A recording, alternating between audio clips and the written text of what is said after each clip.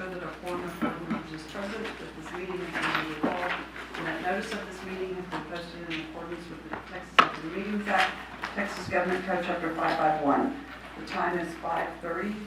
Item 2, Board A, Balanced District Scorecard. Dr. Gibson, I'm moving down.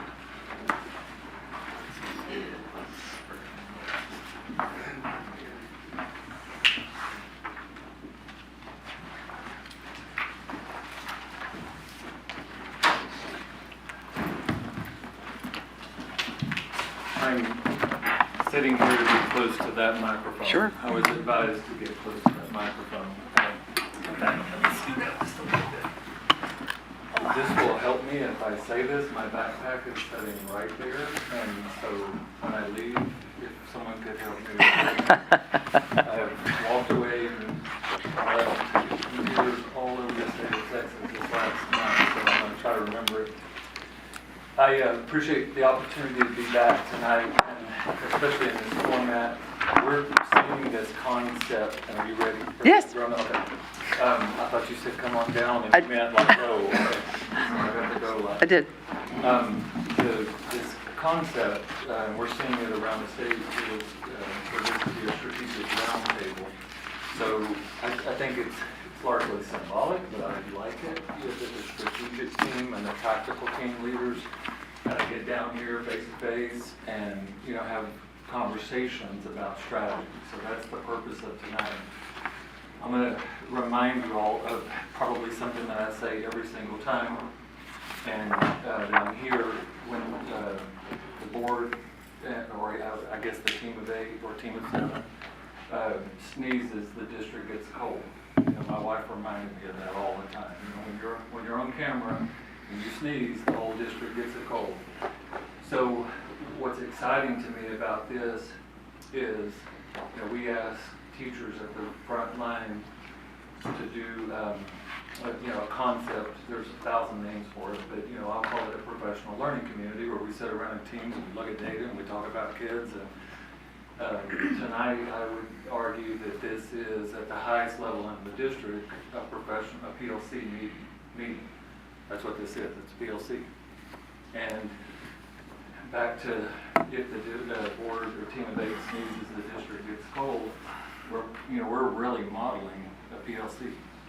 And I'm assuming that you have teachers. I was one that liked to watch board meetings just out of morbid curiosity, if nothing else. But I think a tone for continuous improvement absolutely is and can be and is set, by this professional learning community. So that was the first thing, just a thought that kind of came to mind in way of introduction. The second big, I guess, just overarching thought that was on my mind is that the unspoken request can never be met. My dad taught me that when I became a brand new superintendent. He was a school board president in a different district, and he was telling me that as a two-way street. You can't think you told the board something and not have told them, and then expect them to do whatever's on your mind, and vice versa. And so I truly believe that tonight is a calibration between the board and the senior leader team on expectations. That's what this is. And I'm trained to always remind you of the board's role as it's outlined in education code. This is really confusing to most individuals, and maybe some that drew a name out of a hat tonight. But individual trustees have no authority. They only have authority when they meet as a group in a duly called meeting with a quorum of board members present. I had people all the time say it must be bad to have 7 board members, 7 bosses. And I was like, no, I have one boss, the board. And I go for 23 years. I kind of kept that mindset, and so I was responsive to individual trustees. Don't get me wrong, but I felt like I was a broken record for 24 years, saying, "Well, we'll talk about it at the board meeting, when the full board is there. We'll try to reach consensus, or take a vote if that's what it, but anyway, does that make sense that we're anchoring tonight to that concept? And we're gonna go pretty quickly, because you guys have some stuff, even though it doesn't seem like it right now, but we're gonna go pretty quickly. And we're gonna keep the decision points pretty simple and pretty succinct here in just a minute when we get to them. The big, decision points are, what, well, I'm gonna read them, they're down at the bottom of your agenda. How much data is enough data for the board? And the board needs to reach consensus on how much data is enough data for the board. I think there's approximately 1,100 school districts, and the majority of them have 7 board members. So, there's somewhere close to 8,000 school board members in Texas. And my opinion is that if you asked all 8,000 of them how much data is enough, you would get 8,000 different answers, right? Yeah. And that would be natural for that to happen. There's no ill intent or, assumption of negative thought with that. So tonight, we're really trying to take the 6 of you and the senior leader team, and the big overarching question is how much data is enough? Like that for the board to perform its statutory requirement of the oversight of management. Clearly, the Texas Education Code believes that board members are not management because you've been charged with the oversight of management. So that by nature gets you out of management. There are some board trainers that just, I know I'm repeating myself, but they just say, here's the line, don't go below the line, board members ever. There's probably a shade of truth to that. I personally think, and again, I had my dad training me from a very early age as a board president, that if you're not, you can't tell us how to think as a superintendent, but you do need to tell us what we need to think about. That's fair game. As a superintendent, tell us what we need to think about. And that's what this process really is. Your tactical team is, here they sit, and they look all calm and relaxed, and if I'm 90 minutes here, they're gonna get 50 emails, in those 90 minutes, because there's 1,000 things that are going on. And in the midst of all of that, sometimes it's hard to get clarity about what are the most important things. When there's just stuff flying at us, the whirlwind, nonstop. You guys have taken a very, very strong approach, in my opinion, by building a scorecard. Again, back in here, y'all remember chart paper all around the room? It was all whittling down to here's 1,000 things that we could be doing, that these are the 12 or 13, I think, most important things that we should be delivering on. So this is just a logical extension now of that work previous to, okay, the scorecard is built. There are 2 or 3 questions that I think I'm going to tee up for the admin team to get some samples. But the question is back to the board, what does the cadence of this reporting need to look like? How often? Is it during a board meeting and you're sitting up at the dais? Or do we want to come down here and do a strategic roundtable once a whatever, once a quarter, once a year, whatever that winds up being? There are 3, and I think this is in item number 3 in your agenda, if you want to glance at it, but there's 3 big pieces. Just Google why use a scorecard. The majority of the responses are going to say that you need clarity between a strategic objective and a tactical action that lines up to that objective. Well, the scorecard does that, and y'all have got that articulated. Here are the strategic objectives, and here I think they are called key actions. I might tonight say insert the word tactical actions in there. That might resonate. These are key tactical actions that line up to those strategic objectives. But you've got that structure and you've got that format. The other, and a little bit of what's emerging right now that we're going to talk, there's two other big components. There's three big components to use a scorecard. The second one is getting clarity about the difference between a leading measure, what's the number that we should look at along the way that kind of tells us if we're headed to the outcome we want, lead measure. And then the lagging measure is the measure at the end where we say we hit it or we didn't hit it. So part of the conversation tonight now is to get some clarity about the lead lag. I think we're primarily going to look at lagging measures because if the board and the senior leader team agree to the outcome measure or the lagging measure, then that informs the senior leader team to be able to back up and align leading measures towards that lagging measure, if that makes sense. But if like there's 1,000 lagging measures up in the air right now, and I'm looking at Anthony, there's no way.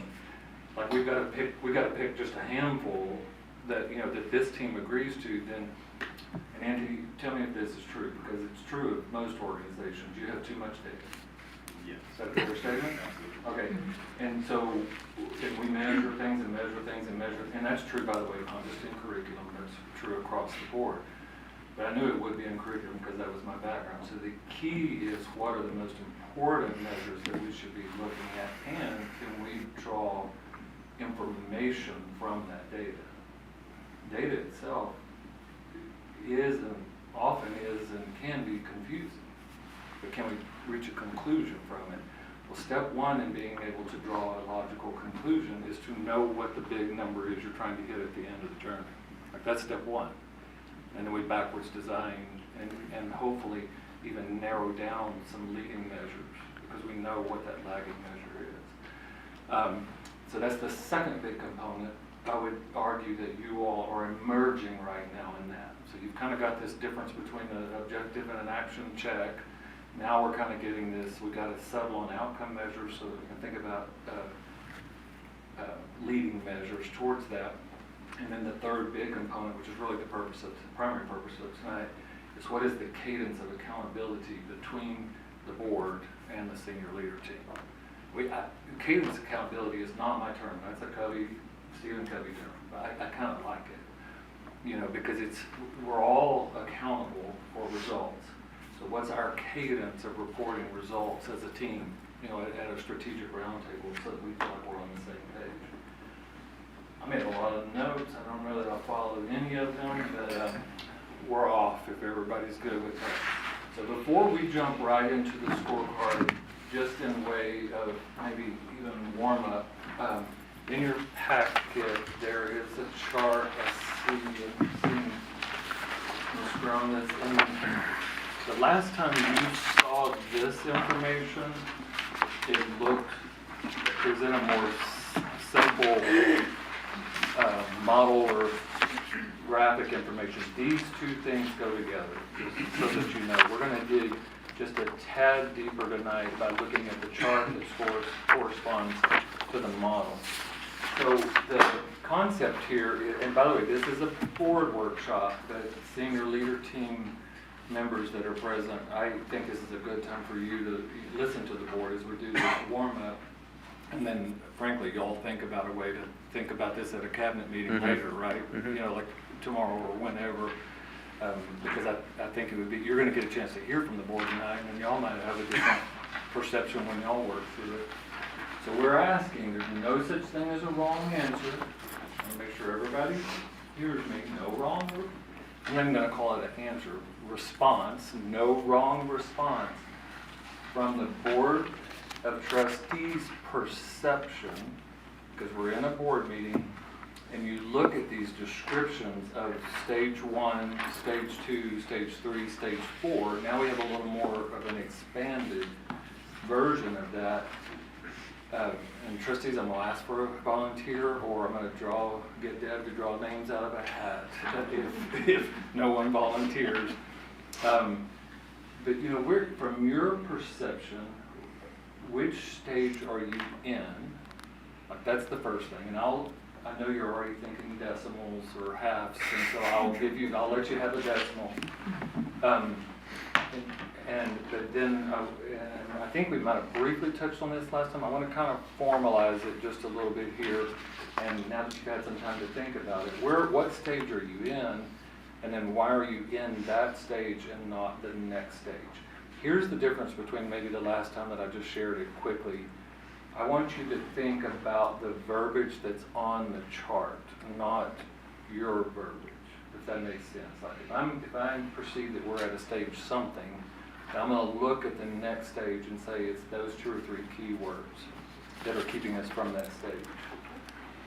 I would offer we're in stage 2, working towards stage 3, and I look at that strategy and quantitative goals are being defined. We haven't really, we've talked about the big rocks, and I know tonight I already saw some of the sheets I was tweeting ahead that we're getting to now that the goals piece where we can say, okay, this is a specific measure that we, the board, those big rocks will see, so we can start tracking that accountable piece. Right, so I put you in your perception in 2, not in 3. Now look at 3 and tell me, if you don't mind, Mr. Hillier, what's keeping you, like what's the thing that is keeping you out of 3 in your perception? The last sentence talks about processes, addresses key strategies and goals. So now as we start looking at the data, then the conversation becomes what processes, and obviously that falls back to the day-to-day, are going to be the action items from the staff that comes back to us in that repeatable process so that we can do now that black follow-up appropriate time, say how long it's going to take to get X, Y, or Z implemented. Now I'm going to split hairs. Put a decimal point in the 2. We're at the higher end of the 2. We're not the 3 Okay. yet, but I mean we're 2.5. trending towards, we're peaking on the backside of 2.7, Okay. 2.8 down to 2.10. Okay, thank you. Any other perceptions? Again, there's no. So I agree with Mr. Hilliard, and I wasn't present for the initial setup of this process, so some of this is very new to me, but in reading the stage 3 description, when we get to regularly evaluated for improvement, that's where I see we're shy of getting to that step.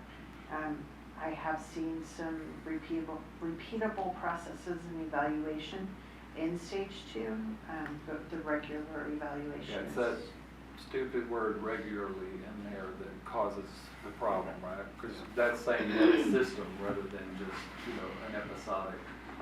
So thank Well, you. that was along that line, basically just the factor of time that we've had to do this. Yeah. Is that getting to the repeatable pieces that we haven't had enough time to get to that. To repeat. And so I To think repeat, that- that's yeah, correct. To repeat, so it's.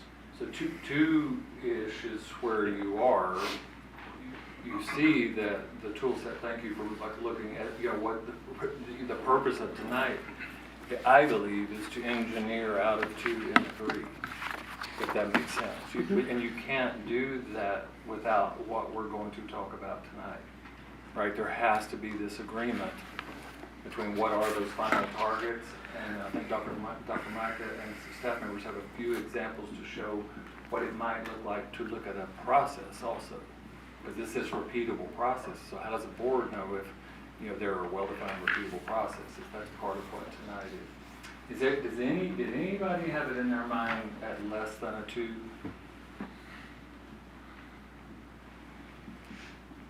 And so why is that? Why is it not in 1? Everybody's comfortable it's not in 1. I think because we have done the scorecard over the last 18, 20 But you can use a prop with this answer. Yes, it's in here. You So can't, yeah. we built there, we're doing the building block, right? We built that foundation, now we've got to push to mature it, to get to that full thing where it's robust, and then back to what Mr. Bauer was talking about, the repeatable as we have the time, Yeah. once we get everything aligned, now we can start making that repeatable process. And the scorecard in the district with 100 students looks the same, in my opinion, as one with 50,000.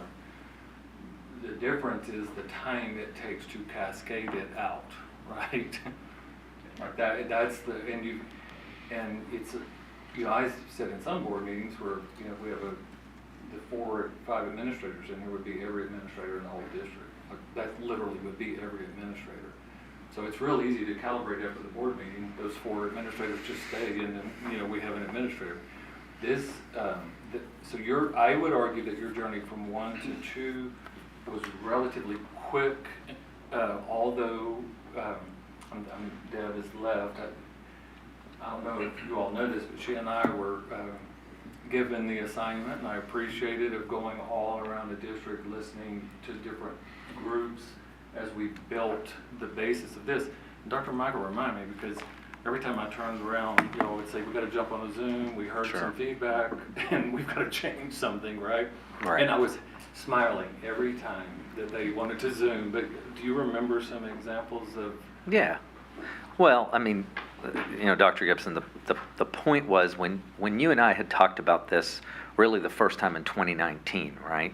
Versus then once we began this process, what we had discussed or what you had done for the most part was boards did this.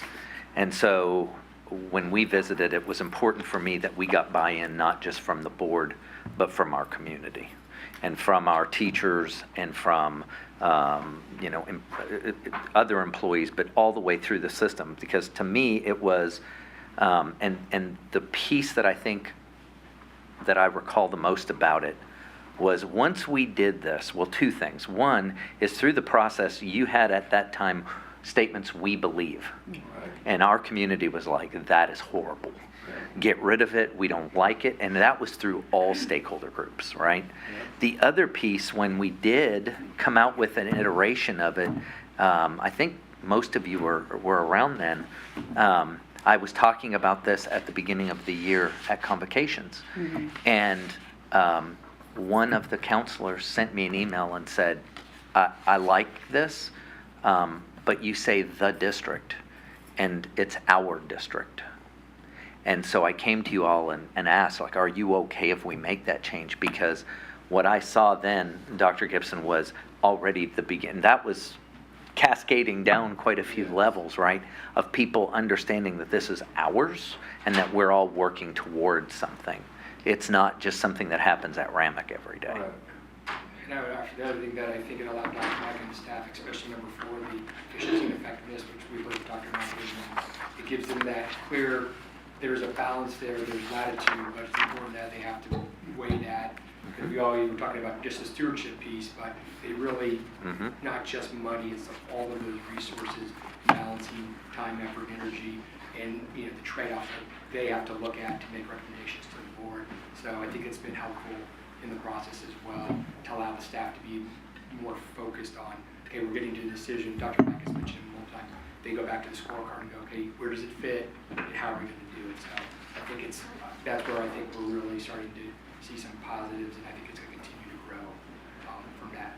So your journey, thank you, Dr. Mark and Mr. Your journey from 1 to 2, took a little bit, but in my opinion, once you're using the scorecard, you can't take the step back to 1. Mm-hmm. Like that's behind us. Unless you shelf it. Unless you shelf it. That's a really good I mean, point. but truly, Right. if you do it as an effort to just manifest a document, then Which great. does happen. Correct. I mean, but the thing is, and no matter where I go and in this building, and even now with some principals, is they understand we're talking about this work.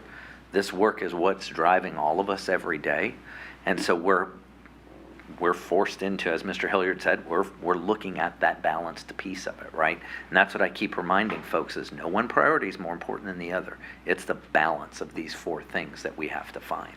And I think about one of the, I'm glad you brought up balance. I can't remember her name, but she knew someone that I knew really well that was on the board the very first training. Oh, Sandy Winkley.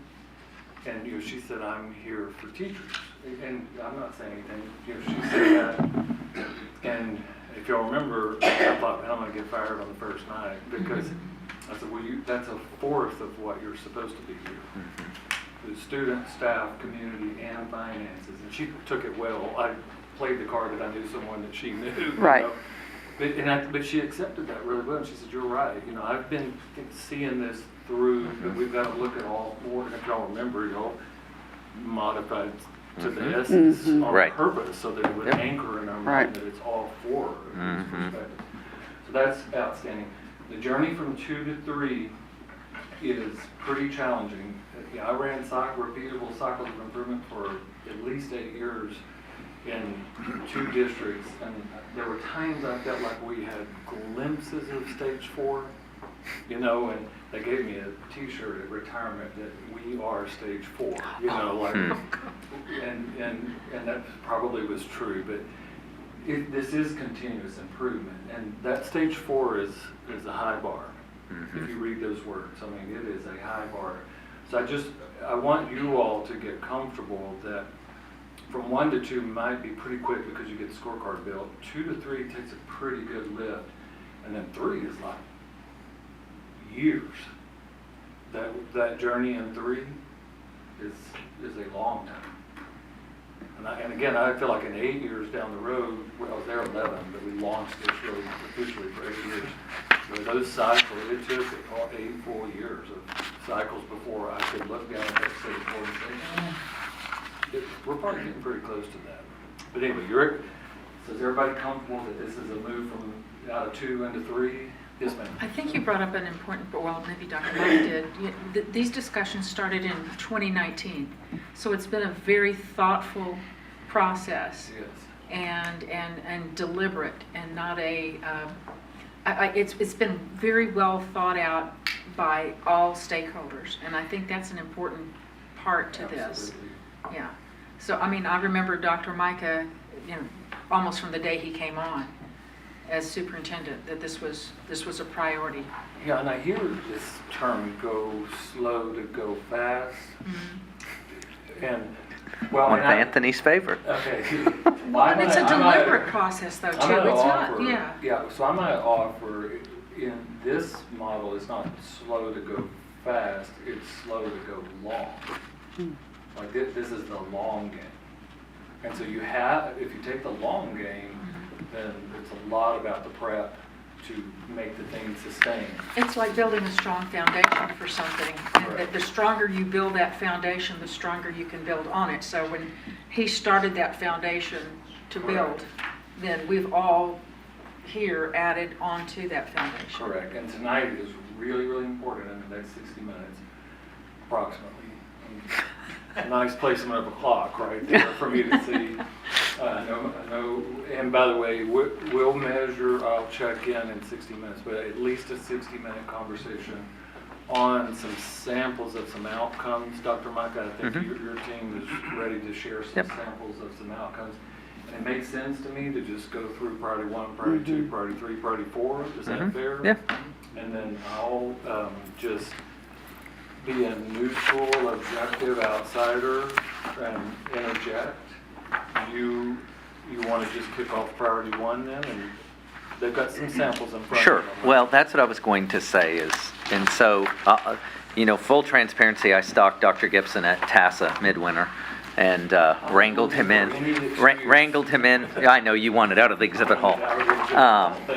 But to have a discussion, because I wanted some input as he's gone around the state.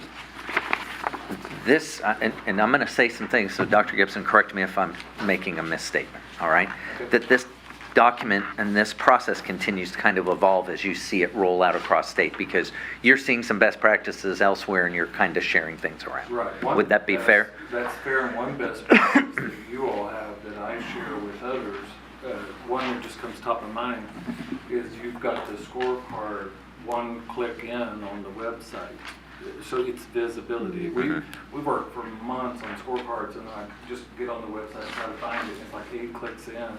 And I'm like, that's a lot of work for 8 clicks in, so, and then the fact that you extract out, or at least you did initially, and I think we're going to talk about that tonight, the scorecard reports, and have them as a separate, where they're easily, if I'm a community member, I'm curious, I can just go and click and I can watch the report. Yep. That's a best practice to me. Yeah. It's transparency, and it's fine. Yeah.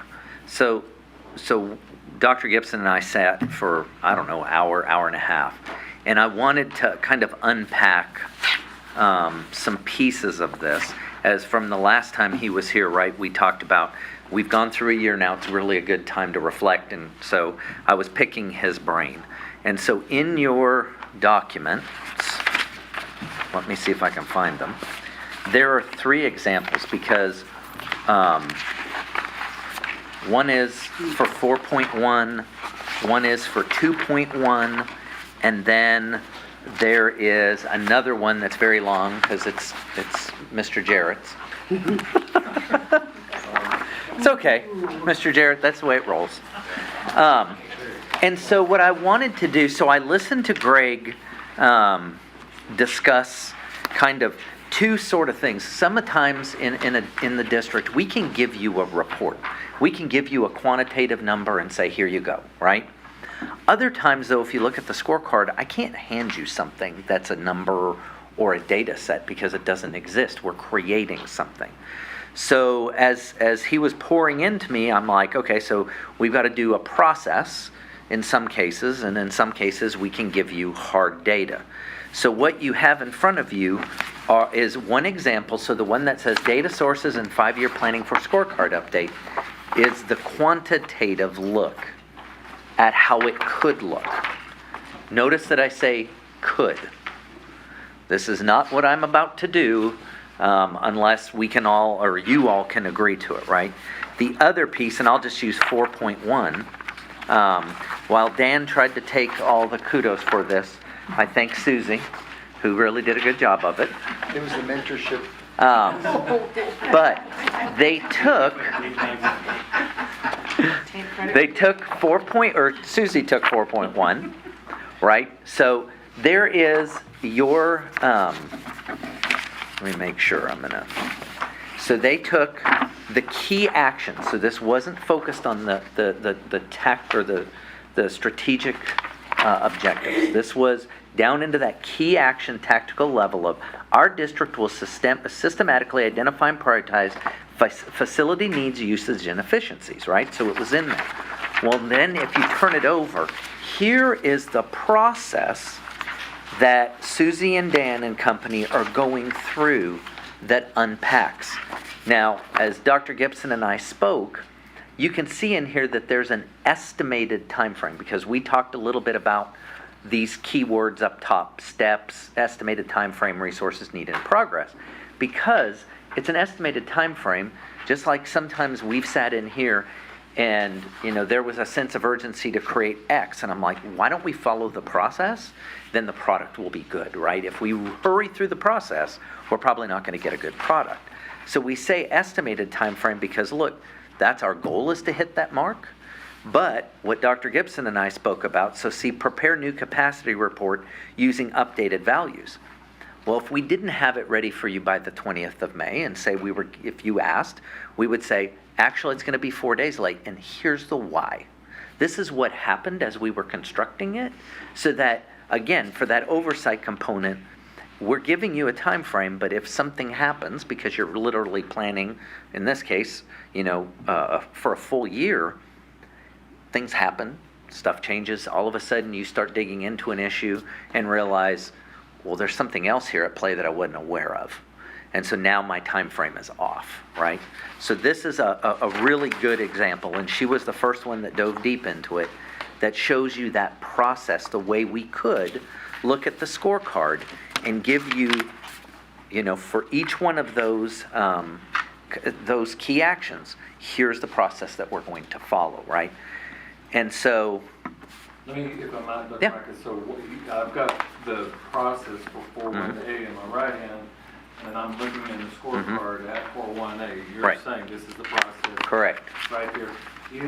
Are these written in a way for them to be outwardly facing? Right. So what we talked about, and I visited with Ms. Chancellor, who oversees webpage, is we can then instead, because if we start putting this all in, I'm afraid it's going to get very busy and hard for people to see. So what we can do is, if this is what you all like, is we can put a link in blue to the tactical process. And that would take you to. And it would take you, so you would go to the scorecard would still look like this, right? But right under 4.1A, there would be some keywords, tactical process or whatever. You would click on it, and up would appear this page, right? This one here, that you would then be able to be watching and tracking. I think it's very good because it's like a progress report. It's one of those things where people want more information, they can get it. Mhm. It estimates, but it's that people kind of know what the general timeline is. And it's like we get progress reports for kids all the time, right? This is Sure. one of those things where people know where the process Right. is. So personally, I like that. Keep the big sheet clean, but the ability for folks, they want to understand the specifics of each. I think that's very positive. And one of the things that, do you mind if I finish? I don't You can mind. go first. No, go. The thing, we're gonna deep into it is, one of these, look, I know you're on the board, and you guys know a lot more that's going on because of being on the board, right?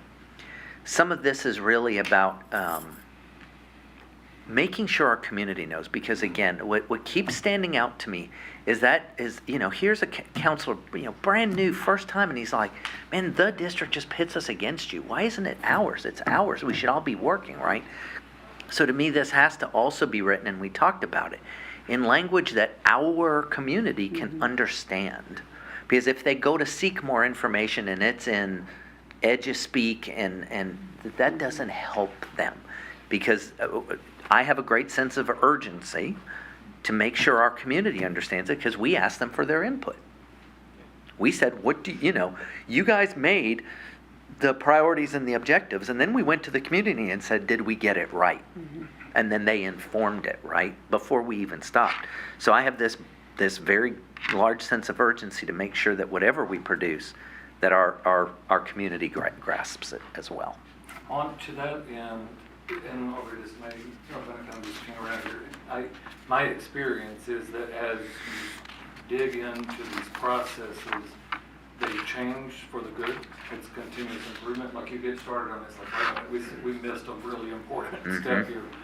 Is it better for the community to see an as-of date on it? Like if later there's an updated version that pops in, you follow what I'm saying? Yeah, we can put a timestamp on the bottom. I just don't want to Yeah. timestamp it, and then if I Yeah. printed one out because it caught my attention, oh, that's different. Put a current as of date. Then I Sure. can go back and say, oh, they added this. That's wonderful. Yeah. That's beautiful. The step they added when they were, okay, that thought just Yeah. occurred to me right That's now. good. We can do that. Well, it's kind of like our scorecard says last updated, and it has Mhm. the date.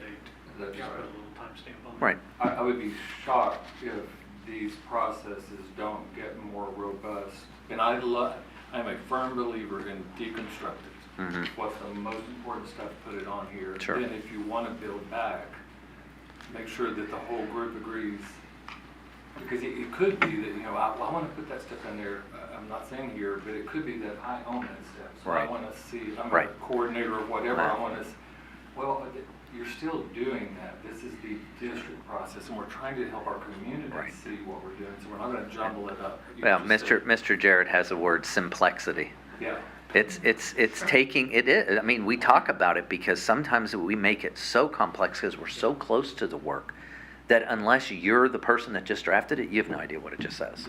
That happens all the time. Correct. And in every organization, education may be at the top of the worst for putting too much, just over-engineering it where you can't make sense of it. These are wonderful. You texted a picture to me, and I was like, I read it, I understand it, Mhm. it's clear.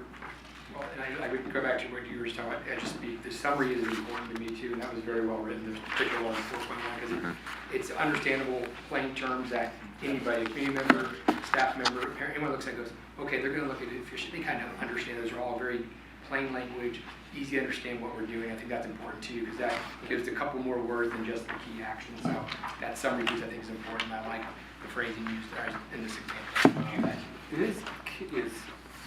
Is it important to put the word tactical in there, or is key action sufficient for this? I don't, Sure. This is just hitting me, because the strategy, tactics, like that's what we're trying to be clear. So it could be strategic objectives and key tactical actions. Or do we say board objective and then? I like then saying board board objective objectives. and then district And key then- action. I was going to say that I think tactical doesn't mean Okay. Yeah. get anybody So outside so of if you're board actually discussing. objectives, Yeah. administrative actions. Like if you're just trying to make it like that especially a roadmap, when you've got election coming up, you've got new trustees, that's a line to say that we adopted the objectives and the senior leaders, they run the actions, and then we hear the reports on the actions. I'm thinking out loud here, and that's probably not good, but that just hit me. So Yeah. then would you also say, give a qualifier to priorities? Well, that's board priority. Well, you But I could- mean, District priority. Well, you could bracket across the top, board adopted over those first two columns. okay. To me, that, like, the board adopted this. I think you just should keep it as simple as possible, Well, and because it begins to sound like word salad. Yeah, And, frankly, nobody's gonna get it, they're gonna get Yeah. just shut down in the middle of it. and that's the opposite of what we're trying to accomplish. Exactly, here. because I'm looking at this, and I'm looking at all the verbiage, and I'm thinking, okay, yeah, great, education, lovely, but now we've just so lost the audience. Yeah. I'm good, I mean, the more I talk, the more I wish I hadn't even brought it up.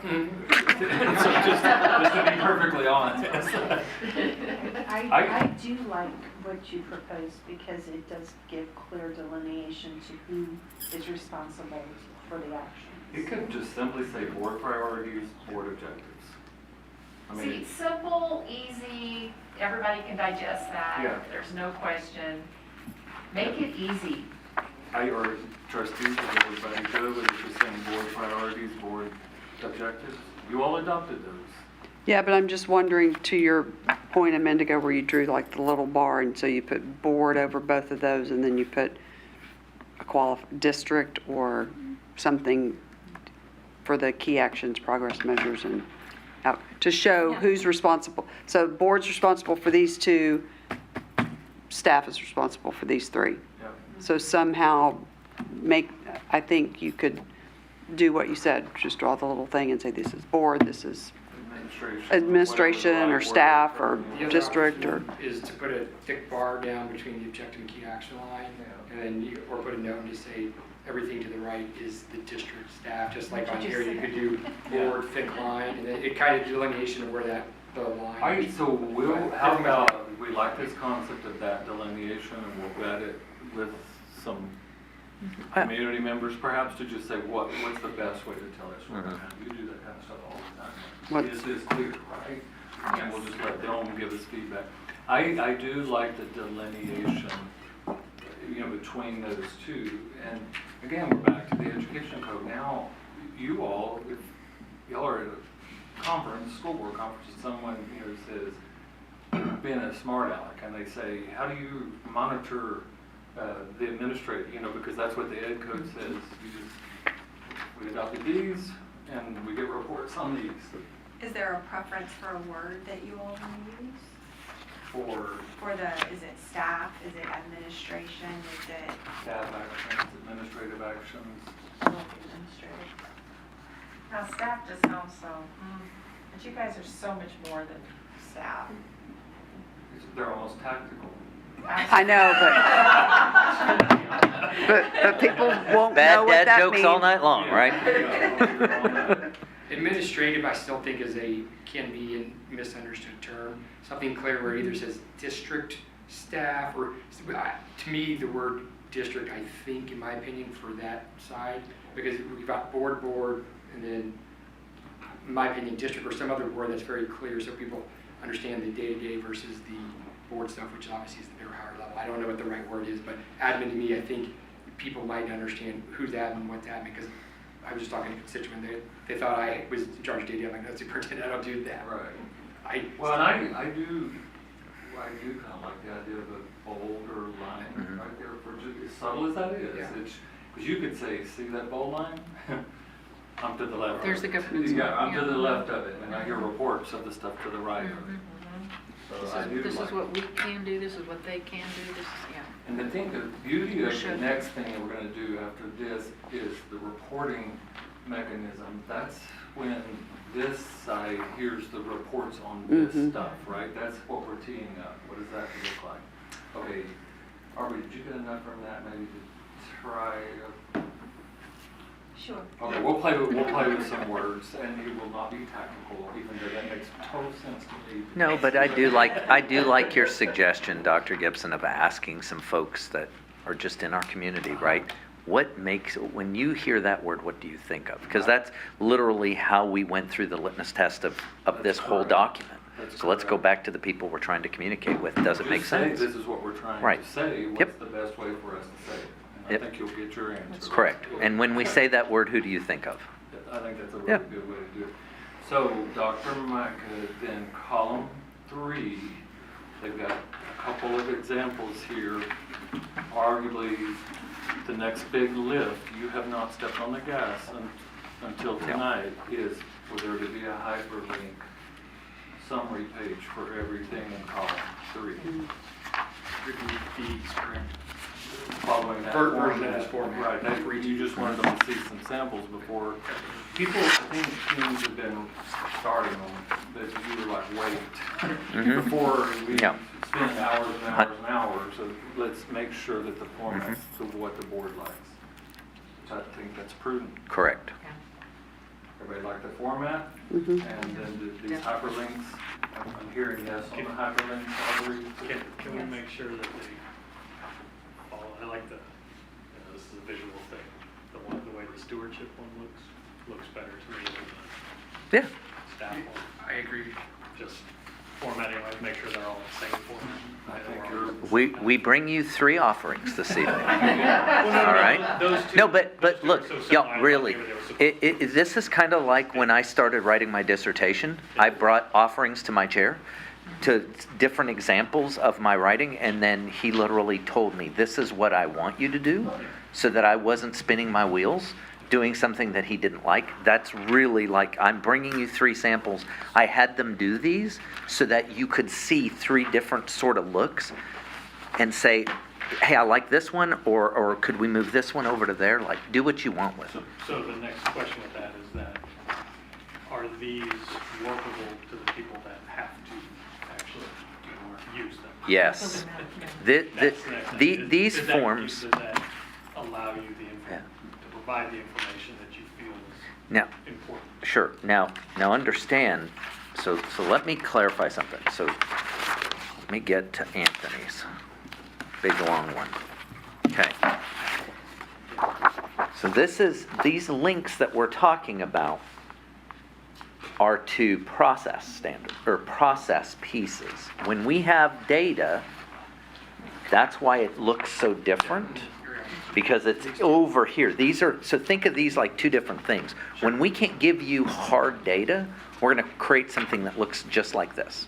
Sure. But when we can give you data, we'll just list the data here. Now, if it's too much, Yeah. we'll create a link to go see this. Because again, I don't want the scorecard to get so deep that you're scrolling to get. Like the tavern, you come back to the tavern, you can dig in if you want. Yes, or like, you can read here's the brief version of the scorecard, and if I want to know more, I click here and then I can go a little deeper down into the hole. But if it can be listed on the scorecard without creating a problem, then we would default to putting the quantitative there. Sure. Until, to Mr. Jared's thing here, where it just keeps going on and on and on. Well, because there are so many pieces And so that was. that we would take to a different And the place. reason I asked So- the question is because I want to make sure that we're allowing for whatever reporting Mm-hmm. needs to happen, that if all of this is important, then I want to make sure it's flexible enough to allow that to happen. Sure. And not say, well, you have to. Yeah. You have yourself to. Yeah, so Susie did this one, Mr. Jimenez, I mean, did y'all struggle with, Not all. no? And I know you started working on one, I mean, did you find it user-friendly and The template? the process, yeah? The process, yes. The template? I believe it's made in Canva. Okay, Yeah, we're gonna convert it. Okay. Make So I it couldn't simple. use, there was a okay, so then we'll have to, so good point, Mr. Byer, so we'll have to convert it to something that everybody has, Yeah, that yeah, access we'll- to, we'll that make it can, basic instead of using Canva. okay. So I love the thinking about community for the community. I'm gonna pretend like I'm a brand new staff member to Northeast ISD, and I'm looking at the scorecard, and I see that, I wonder what that means. Now I can see what it means also. It's not, I mean, there's the community aspect, but you want to talk about a very powerful tool for onboarding new employees when you've got this clarity about what the process is. It's right there, just click on, I mean, I could see onboarding, four-part up. If you're curious about what this means, now okay, I'm getting my head wrapped around, I see what we're trying to accomplish here. I don't know, this one is so clean and simple. I'm leaning heavily to this, The difference, Yeah, I thought this was just, to me it looks the same, but The I, explanation was that there wasn't a template, so they recreated it Mhm. in another form. Yeah, Just okay. so it just. Yeah, this one. Okay, the one 'cause that I'm like, we similar. did it trying to in, figure out- They Yeah. converted Google, but we're gonna convert it to I something know, that this everybody is can use. so clean Okay. and simple, and it's Yep. to the point, and it's not word salad, and it's Yeah. easy to digest. Technical glitch. does, but to me do this all is, trustees They are, I mean, but agree if that you look, tight, if you look at how this looks Yeah, versus this, yeah. this is condensed, you have a I longer think I'm summary. hearing consistency. Truthfully, if I'm a senior leader, I'm thinking, okay, good, because I can complex this thing up. You know, like this work is really, to me, it's a good exercise. This is based on the Pareto principle, what we're doing. 80% of the results in any organization come from 20% of the action. So the simpler it is, the more we're crystallizing to the highest leverage action. There's a little side story in that also. And it does take time because you're sitting down and everything's at a meeting and 15 people show up. And you pose the question, what's the most important work we do in HR? Well, everybody's coming in with a computer, you know, it would have been 9 3-ring binders back in my day. But the point is, for like Rudy, it's like, okay, all that's important, yes, what's the most important 2 or 3, 4 things we do? And what's the key things that we do? That says key actions. It says key, right here, not just actions, it's the key actions. All right, so we agreement on which format you like the best, and it can easily be put to that, and then keep it tight, succinct, which I think there'll be, it'll take a little bit more time in the meeting, but in the end will be better for the staff to have it tightened up. Now, the other big rock for tonight was to, well, two things real quickly. One is maybe look at Anthony's data and talk a little bit about that. And then we need to wrap up with how often does the board want to hear a report? Is it from the podium and a dais and a PowerPoint, or do you want to come down to here a few times a year for more of like the strategic roundtable and hear the data reports? Do you want to talk about the data first and then move to the structure of the meeting, the reporting meeting? I posed a question on the agenda, how much data is enough? Sure. And how much is too much? Well, yeah, I think they kind of go hand in hand, right? I mean, depending on how much we do is how long the presentation is, right? So, I'm not sure exactly what you're searching here for me to say, but, I mean, ultimately is, if you take a look at what Anthony put together, right? That is, because when both Anthony and I spoke about this, what I said is really this is TAPR. That's what this is. This is TAPR. This whole piece of students and everything that's linked is really the TAPR report, which happens to be 30-something pages long, right? Like it's very complex and there's a lot in it. But the question, I guess, becomes for you all is, what data do you want to see in it? Because we can literally drown you all in data. Please don't. But we can.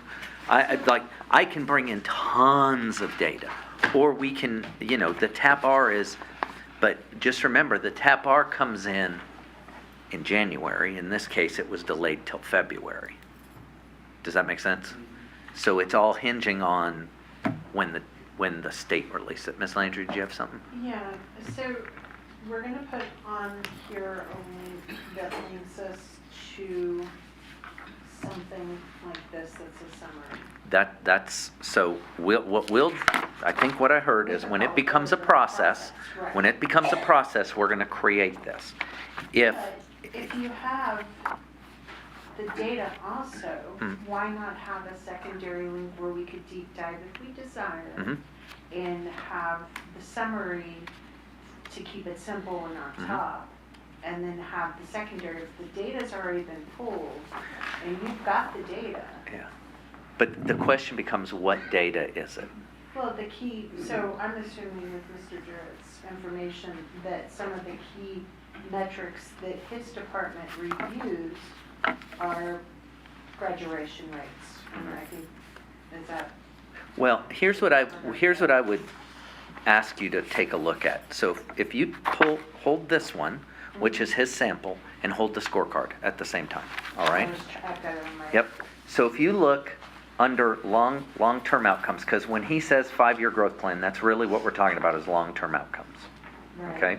He just apparently decided that 5-year growth plan seems better. Change your wording. Yeah. So I say this for this way, and if you look at these progress measures, all right? So if you look at progress measures, when he says district end of the unit assessment, combative formative assessment, targeted instructional, see, that's all a whole bunch of data, and that we're looking at that each year. And really, we're looking at that all the time. It's constantly informing us. These long-term outcomes, then if you take a look at multiple summative assessments, why he says that, because we could look at TAP-R, but we could also look at ACT, SAT, number of AP, the number of dual, like, that's what I mean by we could drown you all in data.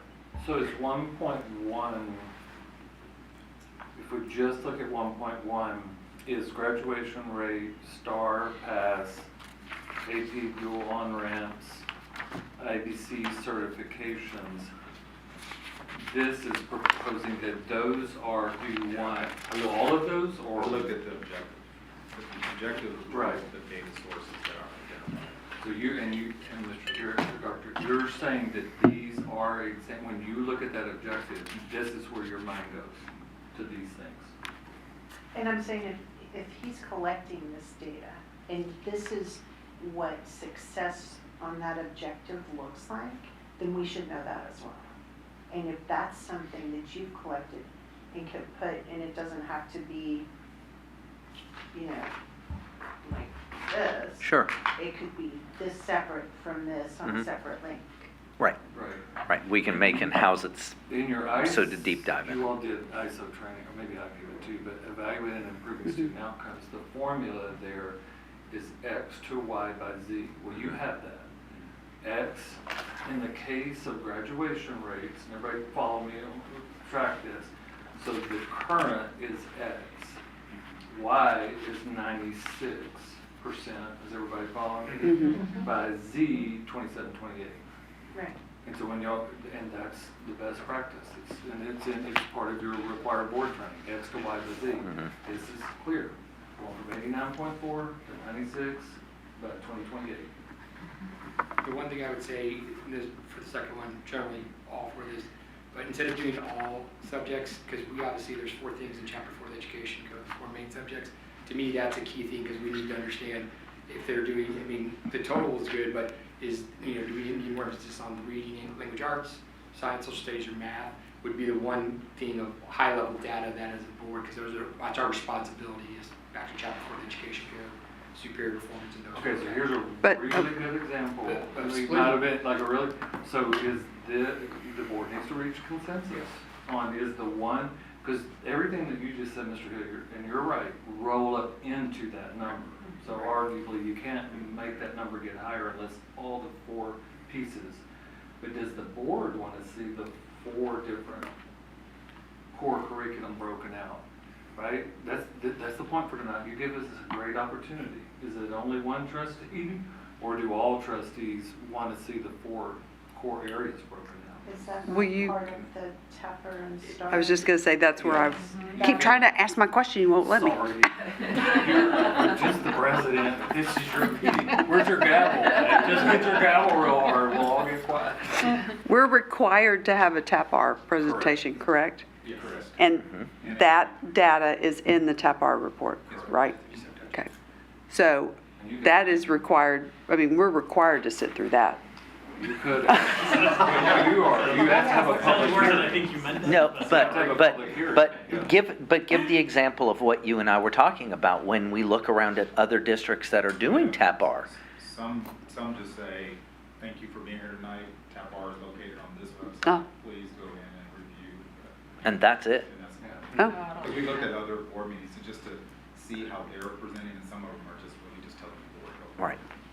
And if you did something like this, you could link the TAPR to and star. Yeah, I mean, it's like the meeting we got, you click on it, because I wanted to see, and then it was able to go down, you can look at grade levels or subject matter. But you're queuing up these, is it 4 or 5? Four big things that we're keeping our eye on as trustees, right? Like basically, instead of the 100 that's in the TAP R, probably more. Oh, thousands. Thousands. 2060. 2060. Yeah, thousands. in the TAP R. The other question would be the SAT or PSAT scores, tracking that over time as well, because that's a standardized, normalized test, to see on trend how each cohort's doing year over year. I don't know if that's value-added data or not, but that's another thing that, Let's ask him. Alignment. It's norm, so I mean, it always can be relevant in the sense that all kids take it, Mhm. but it's not, everybody doesn't take it at the same time, so it doesn't give you a holistic perspective of data based on this. There's not one time a year we're going to say. You may have seniors take it, you may have juniors take it, so. Yeah, the other problem is kids can take it multiple times I was too. thinking lag at the end, so we see as they're leaving, because we see how they're Mhm. college career ready, also at the end as a lag indicator to see over time how they're performing on that norm, because it's a normalized, standardized test versus localized. Or maybe you could get an average for that graduating class, so you've got 23 to 24, and maybe their average is 865, and you can put the average. Yeah, I mean, just big rock data, just in my opinion, so we can start to track long-term trends, because that is a normative test. Anthony, is that, do they still report, I'm trying to forget all this stuff, and y'all are, Anthony, the adder of criteria? Yeah, they still give the criteria. That might be something that you might want to share with the board, because I remember that I felt like we looked at that, as a way that kind of takes all those wobbles of the different times they take it and all, that you get this, or they at or above what the criteria that's established for college readiness, basically. And so we sort of just, now one thing, if you're, just know that if you're trying to increase the number of students that are taking it, one of the best ways to make your average go up for at or above criteria is to restrict the amount of kids who take it. Like, it's okay, and people do that all the time, it's really good, and only 10% of the kids. I think what I'm hearing here is y'all want to chase both of those, that more kids are taking it, but we're trying to We hold pay for all of our, Yeah. all kids can have access and take it at least once before they get it. But Every time to, you say those results, you need to say, Yeah. we try to get everyone to take it. and see, you're bringing up the same piece of when we look at 7th grade math data versus 8th, because we have an accelerated math piece, that what you tend to see is 7th grade performs less. Well, that's because the kids that are accelerated are all out of that, and they're testing at a different level. So they're counting in a different place. So it may look like you're not performing there when you're actually I don't want, performing I'm well. not a proponent of overusing asterisks, but an occasionally well-placed asterisk explaining something Yeah. like that on this, I think is a good idea. When that impacts this big. Yeah, number. it's good you say that. I don't know that any of us have ever, that I can think of, have asked that question, because when we look at math, I know we're specifically talking about that, but haven't necessarily thought, okay, there could be a whole set of students that are in Mhm. Not even taking it. They're out. Yeah. And all we've looked at is like, oh, man, we need to really focus on 7th grade math Mhm. and not. But I think that has come up before. It's in He has, improvement Yes. plan, when we do the Yeah. district improvement plan, we acknowledge and identify. So I think whatever that statement is, maybe inside this report. Again, we don't want to overdo that, and then it gets jammed up with a bunch of it. And Can't you just do two separate, scoring? The ones that are in normal math and the ones that are in the higher math, and then just list them separately instead of, that way we can see. Ms. said Villarreal, asterisk. that's not how TA works, It's too logical, yeah. okay? That is not how they compute that. They don't. That's Yeah. just not, could we? We might be able to. Well, I was just thinking, but- I just had a, When it comes out, I mean, the things that are very forward-facing are always what TA produces. And so, in that, I think, to Dr. Gibson's point is maybe that's where we throw in a well-placed asterisk or something to explain, Right.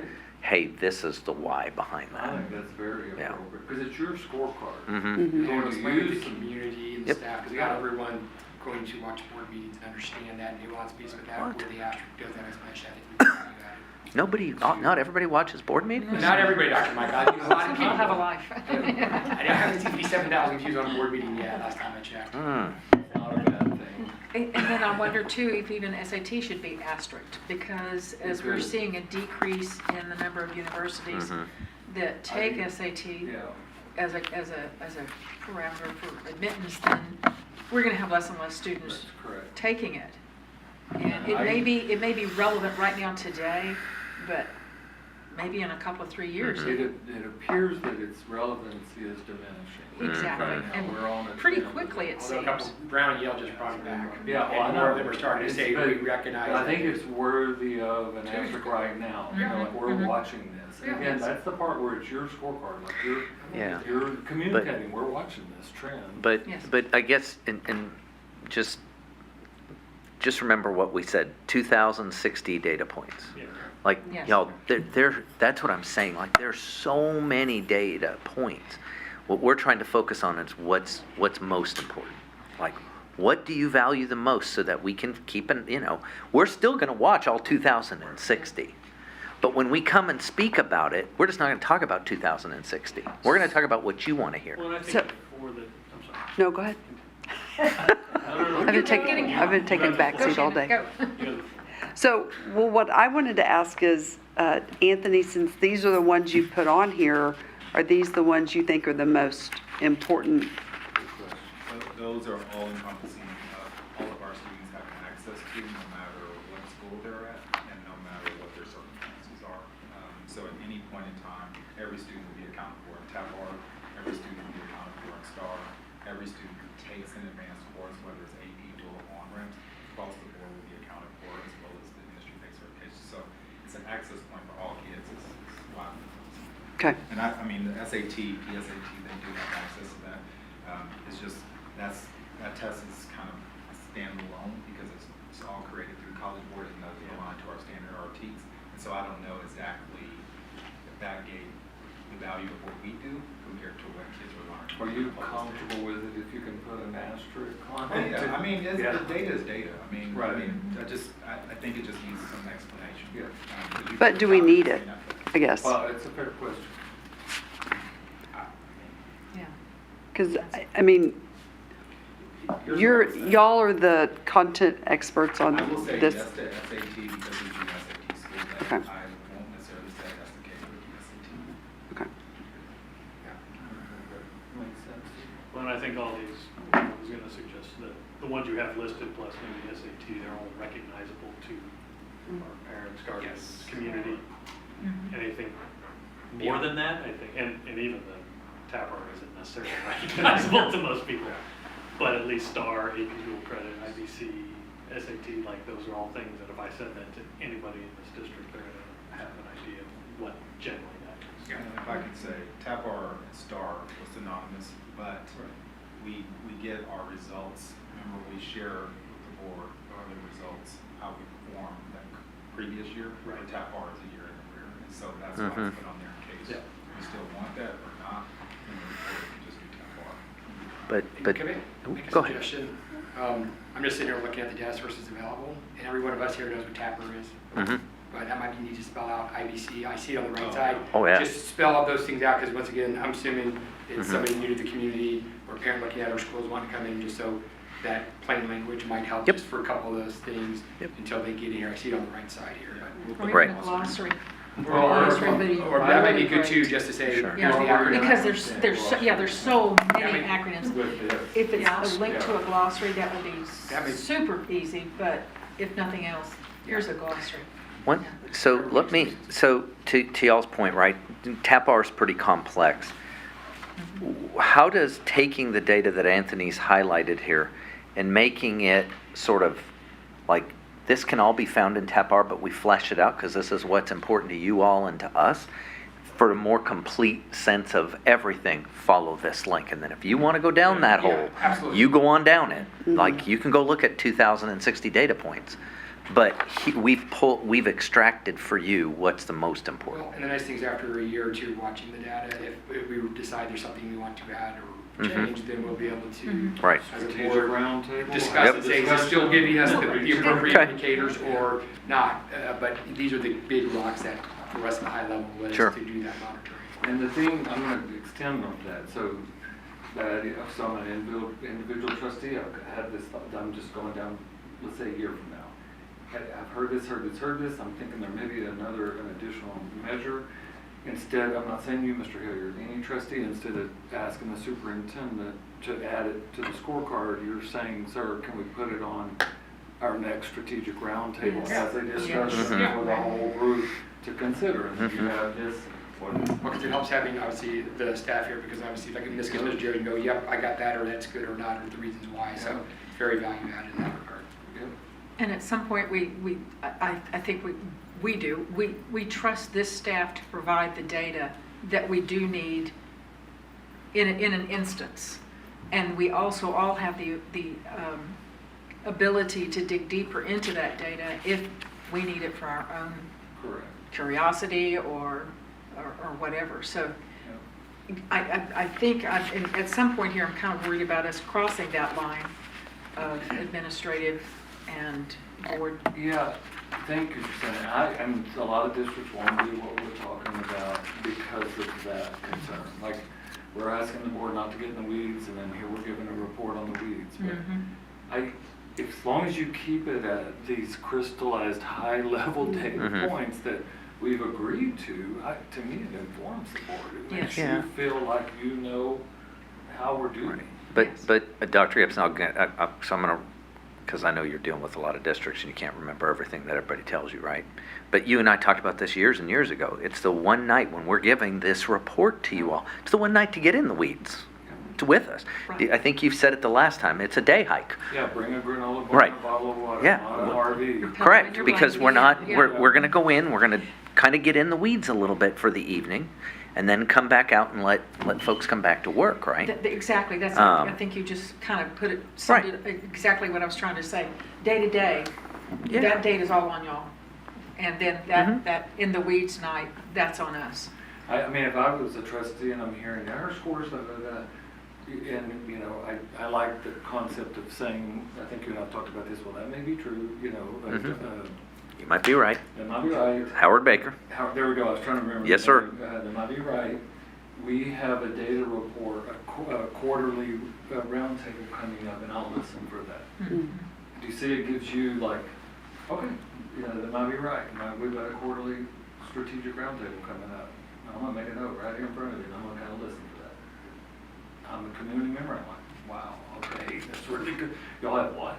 You know? Yeah, we do a little deep dive into the data, you know, once a quarter, whatever. I'm teeing up the next question. Well, and I think- How often do you want to meet? Because we're a board that doesn't have the subcommittees that some districts do. I mean, and I know that's kind of a going away thing. So those boards do have the advantage, they may not need roundtables, I think we do. Because the ones that That's a have good committees, point, yes. they do dive Correct. really deep on a monthly basis at least before their monthly board meetings. It's typically a subsection of the board, the committee, right? Unless in a form. The beauty of this versus that is that the whole, see that what I worry a Yes, little bit yes. about is we don't reach consensus as a full board about the data that we want to see. I Because see we the have advantage, we have a exactly. committee meeting I see the and- advantages to the committees, and I also see Yes. that there can really be a lack of sharing and a lack of, Yes, yeah, just robust yes. conversation Yeah. with us. This all is much here better, I together. think, yeah. Are we ready? Do you have enough on data, Dr.? Yes, sir. Okay. I just want Yes, to say ma'am. one thing, in reference to the getting too deep in the weeds. We have the objectives, and as staff, y'all know better than we do what those objectives mean and the things that you monitor and look at.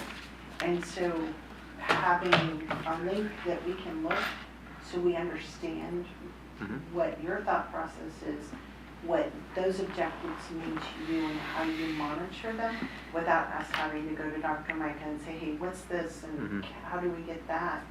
I think that gives us and the community more transparency into what's going on, and also takes a little bit off y'all if y'all already have the data and you're linking it to the scorecard, because it's what you look at, it's what you know makes these numbers work and makes the measurements improve, then make it available, make it transparent.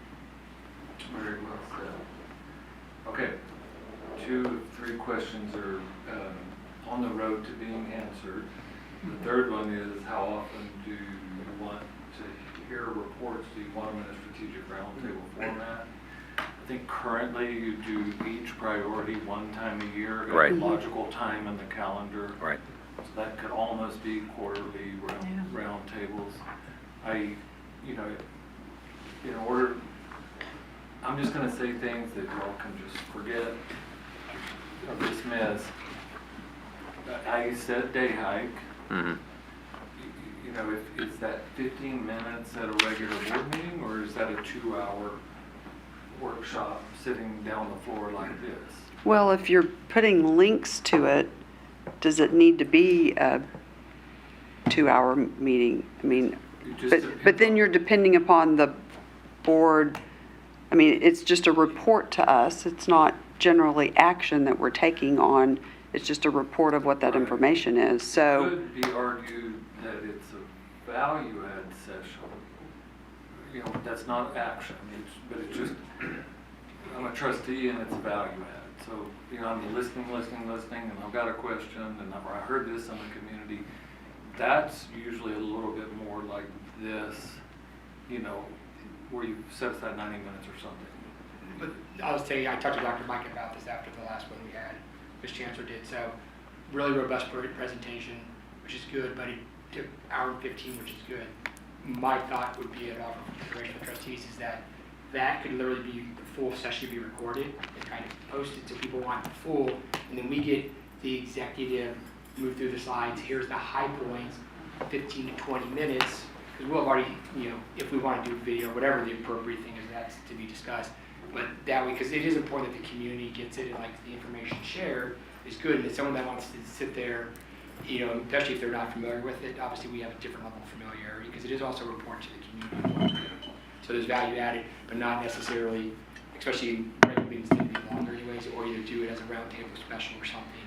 But where we could have the executive summary with the key points, hey, we want y'all to see this, whether it's whatever the subject, staff, students, whichever one we're doing on, hit the high points, executive level, so in a board meeting context, but the full slide deck and the words behind it could be posted on the website next to the scorecard saying, here's our quarterly update, here's the slides. But if we want to do voiceover, like Mrs. Chancellor did for that one, whoever the appropriate Mr. Jennifer is, or just put the slides up and then we just get the executive summary, so that it doesn't always get lost, because some people may not stick with it all the way through.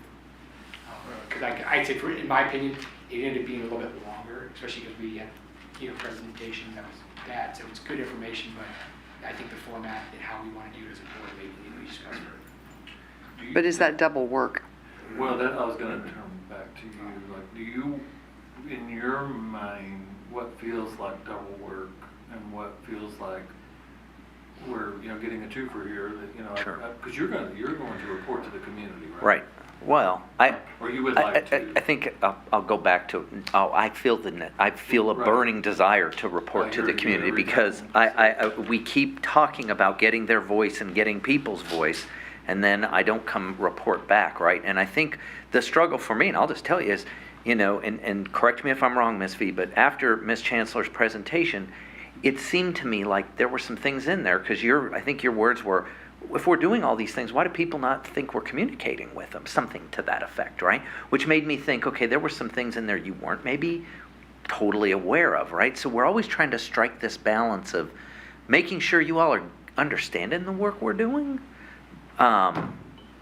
and then letting the community know, yeah, we're doing a lot of these things. Maybe you're just not aware, because I think I've said this a lot, and I'll just repeat it again, is, in 95 when I got my bachelor's, I had to sit in a library for weekends trying to find 10 peer-reviewed journals, right? Fast forward to 12 years later when I got my doctorate, I never went in a library. And the skill set I needed wasn't about could I find it, it was how do I categorize everything? Because I could find stuff volume, right? I This- crashed a hard drive. But that's the struggle, right? Is that it's finding this balance, because again, we go to the community, we ask them for their input. They're not as up to speed as you all are. So I feel this need to go back to them and tell them, look, you're paying taxes, you're sending your kids here, you live in our community, you need to know what we're doing in a manner, but I also don't want to take up a bunch of your time. So where's the feel? Where is it? This is right? where I think we can do exactly what you're talking about. Like, we talked about this last night. Yeah. The advocacy locally, Mhm. where each trustee goes to there with, senior staff, and we can highlight key points in each of the 4 parts of the scorecard, obviously directed to the website. But that way we're going back to the community directly in the community, making it accessible to them in person. Video recording, we can talk about that, but now we're doing it on a battle rhythm. Once in the, fall, say late September, early October after we're in school, but before the holidays, and then late February, March before spring break and that. But that local advocacy where we're back in the community, each trustee with a senior staff member hitting the highlights, particularly in what we have done, where they can do it in a concise format, but they're getting that, because it is important that we do give feedback to the community, because that's them who we're working for. So I don't know, that's just a different way of doing it, because this thing I thought would be very value added with this. And I probably need, I don't think I ever debriefed with you, I didn't. So I'll tell you more. So it's getting team of 8 talking points, aligning with the 4 priorities, basically. So that it doesn't matter which trustee, superintendent can't be there, David, I've got it. It's the same, like, here are our highlights of priority 1. Now, I'm going to say this every time. Don't only hit the points of pride. I think it's really important to tell the community this is something we're working on. Yeah. So like, here's 3 points of pride, and here's a pain point that we're digging in on this. And give them the plan, say, hey, it's gonna be a 2-year process, this is what our target goal is, and this is how we're gonna get there. Yeah, absolutely. But that just common talking point is what we're talking about, wrapped around the scorecard, and then having a systematic way To get out in the to get out in the community and share those. Did you get enough from that? Yeah, so, no, not No. really. Yeah, Because we need to I reach need to know, consensus. right, like I need to know ultimately what it is, because I guess my thing is, if you all don't want a full, robust presentation at a board meeting, then we can get together and figure out a different way to deliver it to the community and still put it there.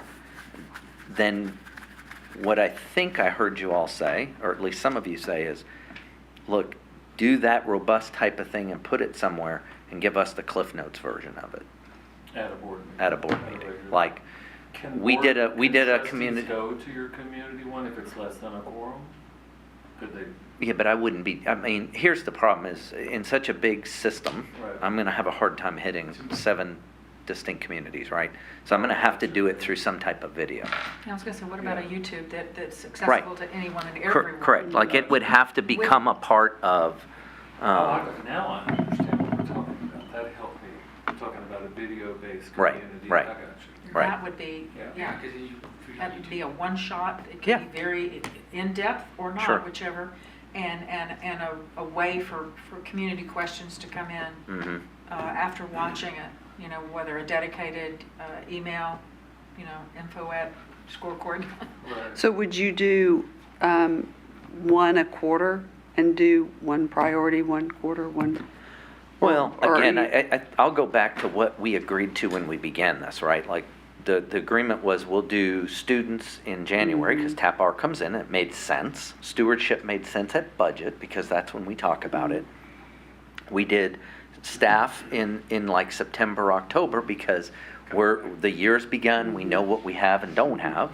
And then we did stakeholders in December to just and then it just started again, right?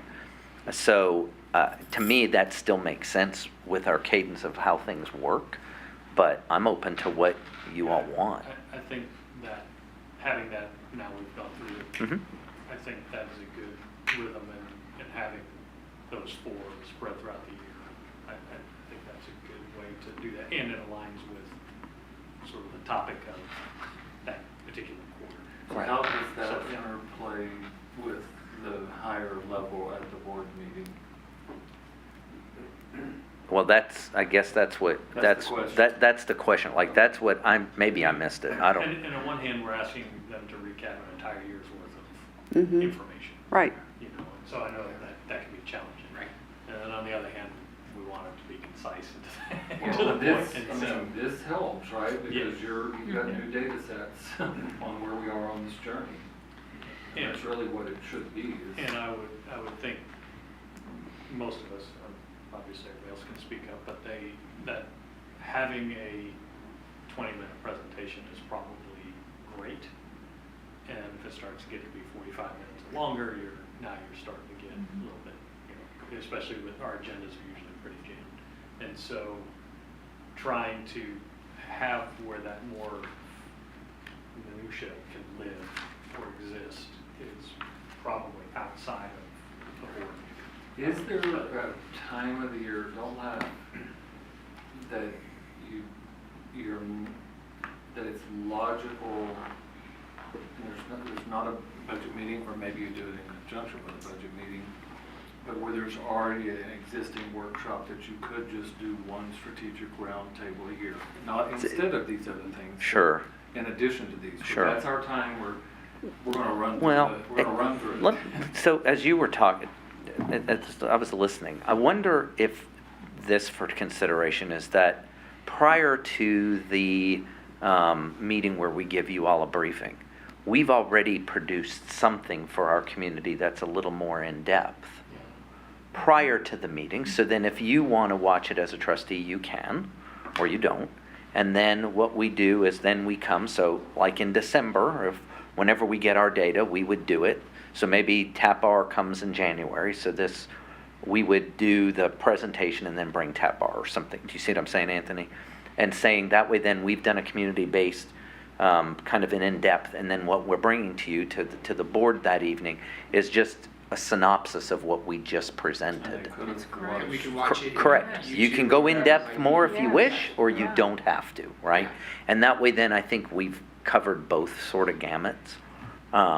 I think that whole, the YouTube or the video or the whatever, I Mhm. think that's a really, in today's society, in today's world, whatever, trying to get together a community meeting, and we saw it when you were trying to. They don't come.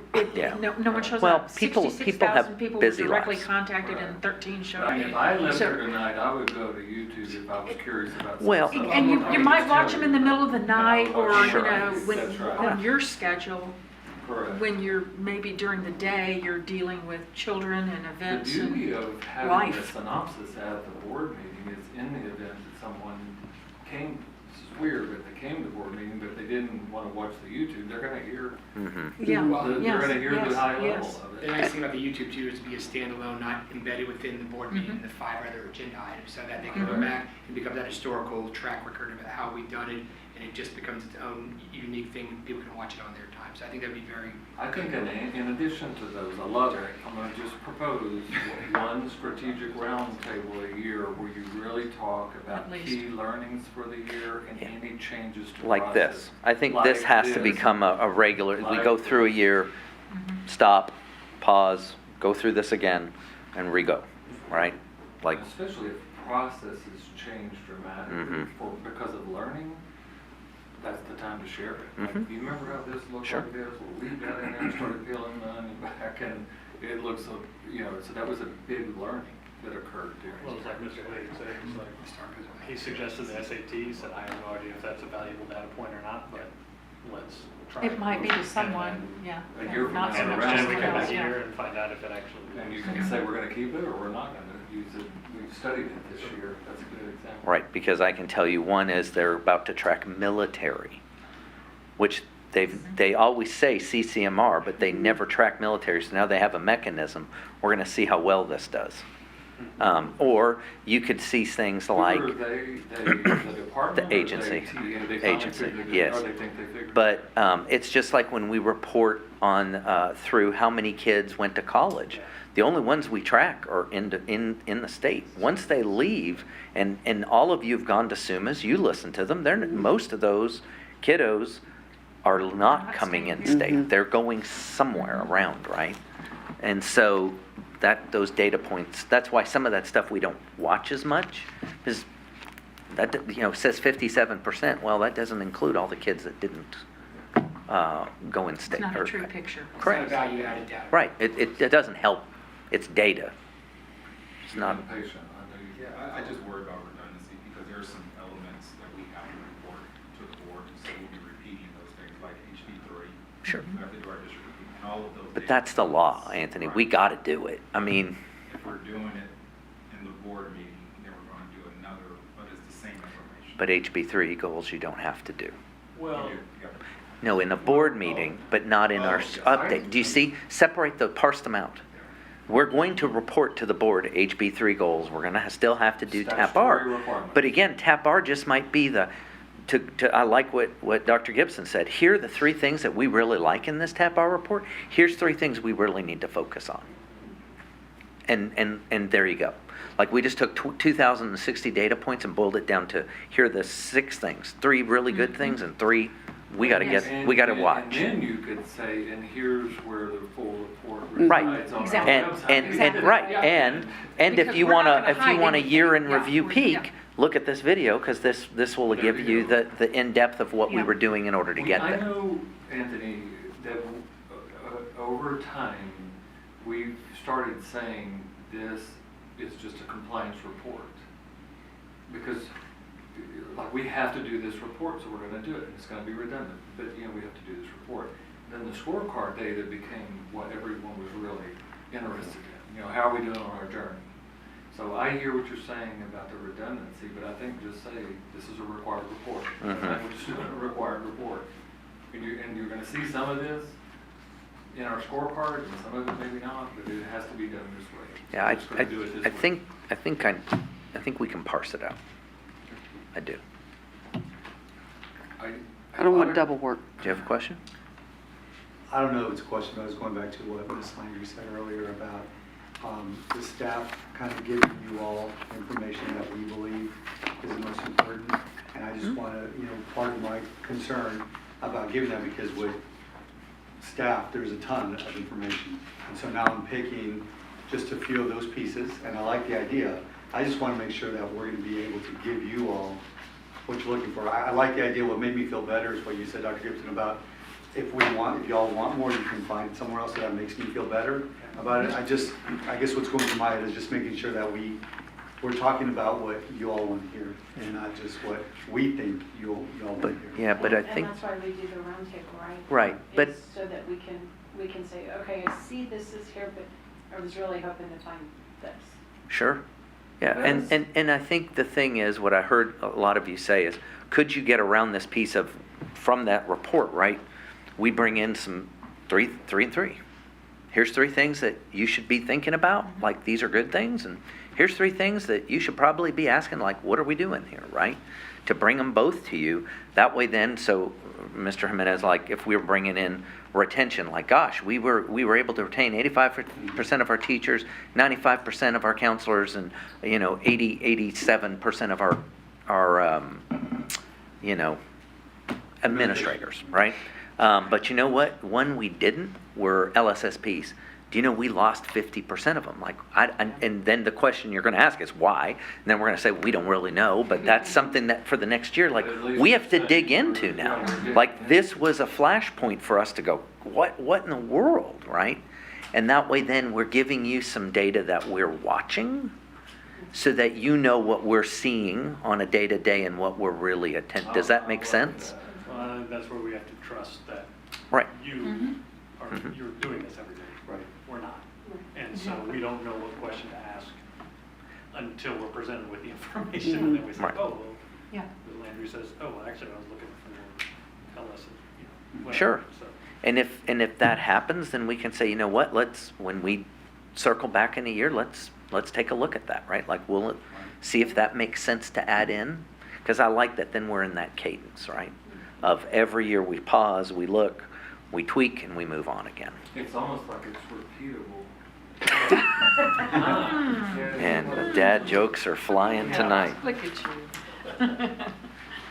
Does that make sense to everybody then? Yes. I don't know, in my perfect world, it's keep it simple. Right, but that is Just pretty everything simple. Very simple. But that is. Don't drown us. Yep. Nope. Please. We drown ourselves in data, but what we'll do is we'll boil it down to the three things like, gosh, this is really going well and the work we've been doing, you can see it. And here we did some work and it didn't get the results we expected. I love the term of crystallizing the most important Yeah. aspects. And that's, Yeah. I learned that from somebody, because I was saying, let's just get it short or something. Let's not just get it short, we're crystallizing. Mhm. Like, this is the most important thing. So did that help? Yeah, it does. So the only thing. I remember saying it helped also. That's, And so the only thing, so it's going to take, okay, so may I recap real quick, just so I know? So you're good with these process pieces, right? Yes. So we'll start work, I'm looking at heads. Yes. Consensus, Dr. Gibson. this is the way you get it with heads. Aha, right, so, okay, so then we'll start working on these process, and we'll create a link, Ms. Chancellor, you and Maisha and those folks can do that, right? And then where it makes sense to do data, we will, but we'll create a link to what we're watching. Then if there's a full report like the TAPR, we'll create in there, and for more, you can, so that way then you can kind of go as deep as you want to go. Is that, am I saying this right? Well, and I kind of like, Mr. Jarrett has it laid out. Right, So these are the data points and these are the sources. 100%. That's exactly what we would do is, here you go, right? But we would take, because again, if you look, if I did this, this would be like 4 pages, 5 pages just on priority 1. We'll take it and house it so that it doesn't become so complex, the file, right? It'll be a click, you'll come over here, you'll see what falls under 1.1, here's our markers, then you go to 2, and then it'll keep directing you to the data sources that you want. I like that a lot, because I'm making the choice to pick where I want to go. Right. Right, I'm And how picking, deep you want to go. that's right, I'm picking it. I'm not gonna get there unless I'm going back out and picking where I wanna go. I think that's So I important. just confirm, we're gonna do board priorities and board objectives, some sort of thick line as well. Correct. And then We'll- district or whatever that right term becomes. Yep. when it's- Yep. I'll figure that out. Yes, sir. Same here, board objective on Yep. these two. Yeah, and look, you know, as we're doing it, as you start to watch this happening, because look, tomorrow we'll be able to put up this 4.1 immediately, right? But as you see, if you see something that says, hey, you didn't put board, or you didn't put, just let me know. I mean, as more documents come and stuff, it's just gonna be that piece of, oh, okay. Now, the only thing that I want a little bit of clarification on, because Ms. Villarreal, you pointed out this one being so easy.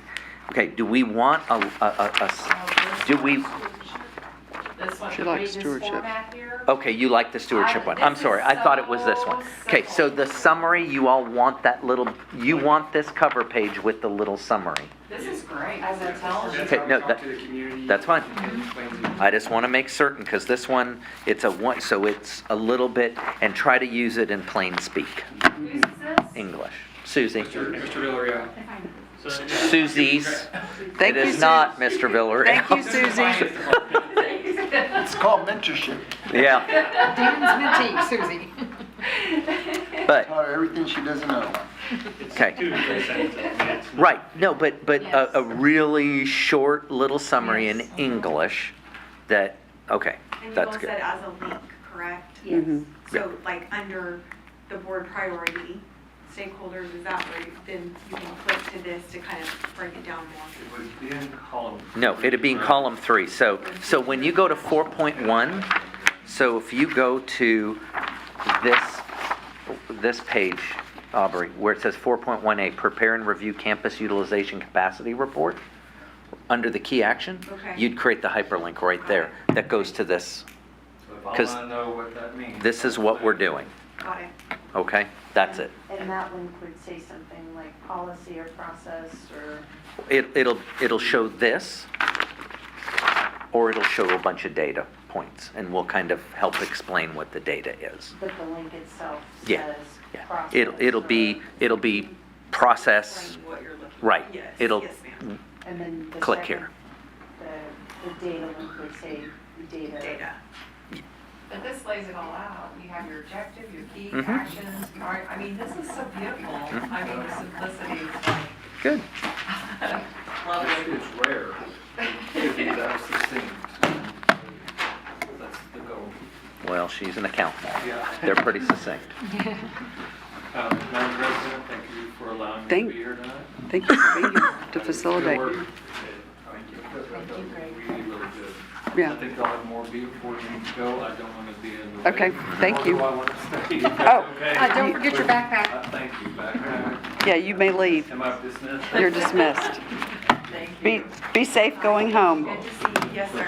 I appreciate it. Thank you. We're on the journey. We'll get t-shirts over convocation stage 3 on the way. Chad, should we take a 2-minute break? Do you want to That was our fun this past weekend. put it on I was break? getting alive. Yeah, bye. Still Thank an you. active meeting. Yes. I will. She's gonna gavel us into a recess, Oh. right, because you're still in session. Yes.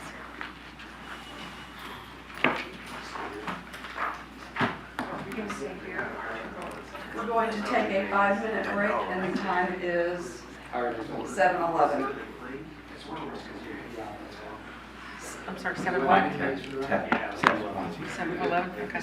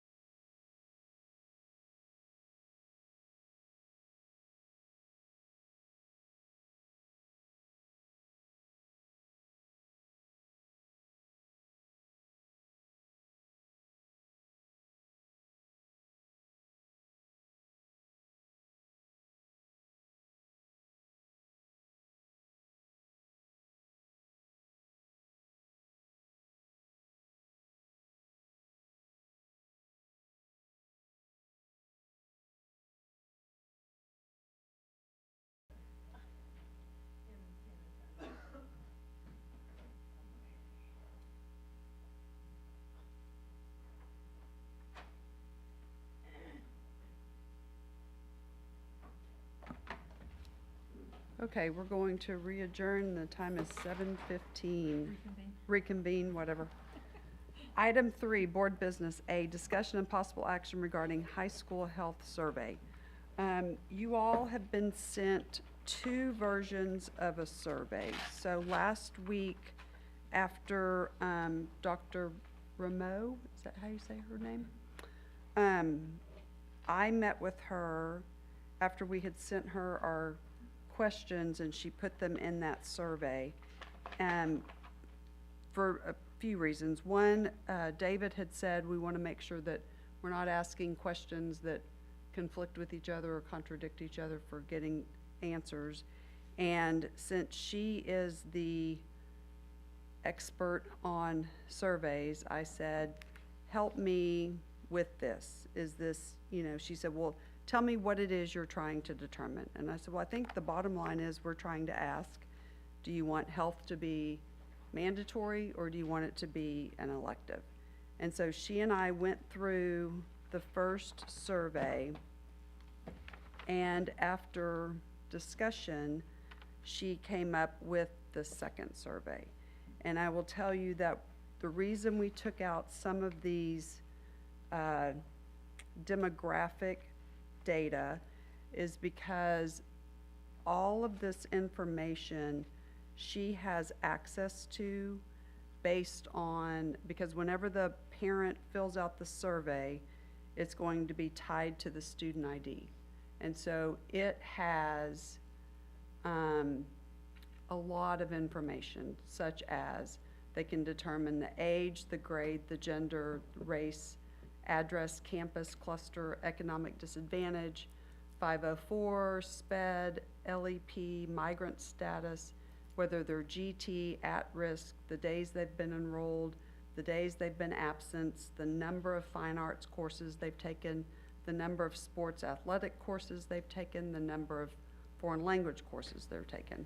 So she said that by asking those, it really, in her opinion, wasn't necessary to ask these questions because those are data points that we have access to. I would disagree on 2 points on there. One, if they have multiple kids, which child is it going to be tied to student ID-wise? Because I know there's multiple people who have kids, so that was one question. The other issue is the questions about what are they going to do if it's an 8th or 9th grade parent, their kid may plan on doing 4 years of fine arts or athletics or whatever it is, that won't show in that data point. So those are valid questions that we do need to ask because we need to understand the totality. This is once again getting their feedback. So I'm concerned because what we agreed to is each trustee ask the questions they want to ask, and we do it. We could talk about taking out the basic demographic, but I went through, based on what we received paper copy, put them in a logical order, in my opinion, state, district, individual, and a little email, because the email blurb was very non-specific in explaining what we're trying to do. And I was going to pass them out because this is all the questions that we have all had that we agreed as a board majority was everyone gets to do 2 questions. There was only 1 redundant question amongst the 6 of us. But I disagree. I'm not saying she may not make that point, but she can't be forward-looking for 9th, 10th, or 11th grade what they're going to do, or what their plan is. So I think we still need to ask, how many electives do you plan on doing, or fine arts or languages? So that, to me, is a value-added question, because we're trying to see what the parents and their students are planning on doing as well, because the question becomes is the challenges, and so it allows them to think. So some of the data I'm fine. Let me ask a question. So the point of asking about health, from your standpoint, I just want to make sure I understand, is because there's not time in someone's schedule to do it, and so it's looking at how many fine arts classes or athletics courses? For some, not for everybody. For everybody has it, but one of the challenges I mentioned last time, any student that does 4 years of a athletics, band, fine art, they will be at 29 credits, and there's only 28 credit hours. So they're already 1 over if you include the half semester health and the half semester elective that goes with it. So they're automatically 1 over in their 4-year high school window, unless they do summer school or some other option. We've seen multiple, well, most recent email, but I had this conversation. We've had some other conversations. Dr. Micah, this is a challenge for many kids trying to fit everything into their schedule. So once again, we have a board have that option. We would never take the option away, but that allows them to do it because parents are making plans as that one student email we received, the parent laid out everything they're doing. Because they're not only doing sports, they were doing 2 different clubs and all types of stuff, and they had nothing in the summer. So these are value-added questions. We need to know what their 4-year scope looks like, because some kids, it is that. Other kids, that may not be the case. They may not feel they need it. They have other interest in many of our great electives that we have. So I think it's value-added that we stick to the questions that we all submitted. Because like I said, there was only one over there, and it was back to the main question is, do you think high school health should be optional? The first demographic about what grade they're in, we can take that question out, because if that's automatically covered when the parent does a survey. But I go back to, if you have multiple children that are in those grade range, and there's quite a few that do, we won't know which child it's tied to. So that was, I think we will, because we'll have the student ID. what, are they gonna get 2 surveys in? Because that's the question. Remember, we had that question last time. Are they gonna get 2 surveys, one for each child? I thought it was one parent, one email, Well, it is, but that's not, yeah, not but. per student. Well- But then that's the point. The point is that they Well- click on my 6th grade daughter versus my 9th grade son. Yeah, how will we know wouldn't which link, have- which we student wouldn't ID is have tied the to it? answers for both children. Well, help me, but it was my understanding that the ID was tied to the student. Right. It is. However, I think what y'all are covering is the fact that if I have 2 children, am I going to get the email twice? That's the question. Right? I don't know. I'm sorry. They're not here right now, but hopefully they're listening and can send me a text with the answer, right? Because honestly, I don't know that answer. If they get 2, or if they're only going to get 1, because if you only get 1, to your point, is how do I know which child I'm answering for, my 9th grader or my 6th grader, right? Or my 12th grader. Yeah, So- and that's the concern, is that we make sure that we know who they're talking, which child they're talking about in reference, because that is going to vary their answers to the question significantly. If they have a 12th grader and a 9th grader, 2 very different possible answer sets for that same family. One thing I had a concern about over question 1, choice B, it sounds to me like it's very leading. It says, no, the health course should be optional. Please note that the required TEKS curriculum currently taught in health class, and it's underlined here, would have to be incorporated into other elective courses if removed from health class. We're not telling Here's a them- hyperlink. That's a That's a true hyperlink. statement. It is a true statement. However, it is, you're not telling them what it is that they So- are going to, it needs to be more descriptive, because it sounds to me like we're trying to lead them into an answer that we want to keep health as a requirement, because they could, but what are they missing? It's the CPR. So I think at the very top of the survey is a hyperlink that says what TEKS are, what the health class looks like, what the TEA requirements are. So then it's asking you, do you want it to be mandatory or optional? So if you click on mandatory, then it takes you to a drop down, yes, the health should be mandatory, could you please say why? Then if you click on no or optional, then it takes you to a different drop down, and it says, if you don't, there are some certain requirements that will have to be done in another class. Or then it was I don't have enough information to make an informed decision. This is just another suggestion, because I think that in looking at this there's a lot of questions, and I think that sometimes in surveys, people get tired and they don't want to go through all those questions. So to be as succinct as possible and to get to the bottom line of what it is you're trying to find out. And perhaps I misunderstood what the bottom line was. I thought it was, do you want health to be mandatory or optional?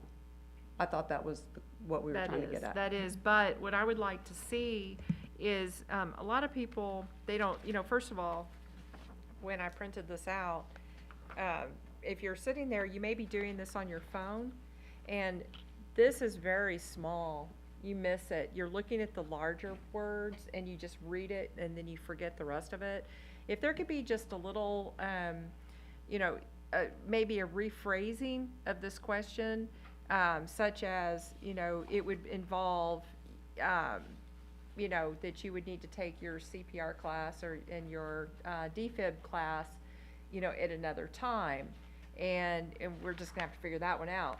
But, I think it needs to be more descriptive, because I think when you start saying TEKS Align and you have this little link, I think people are gonna miss it, because I did.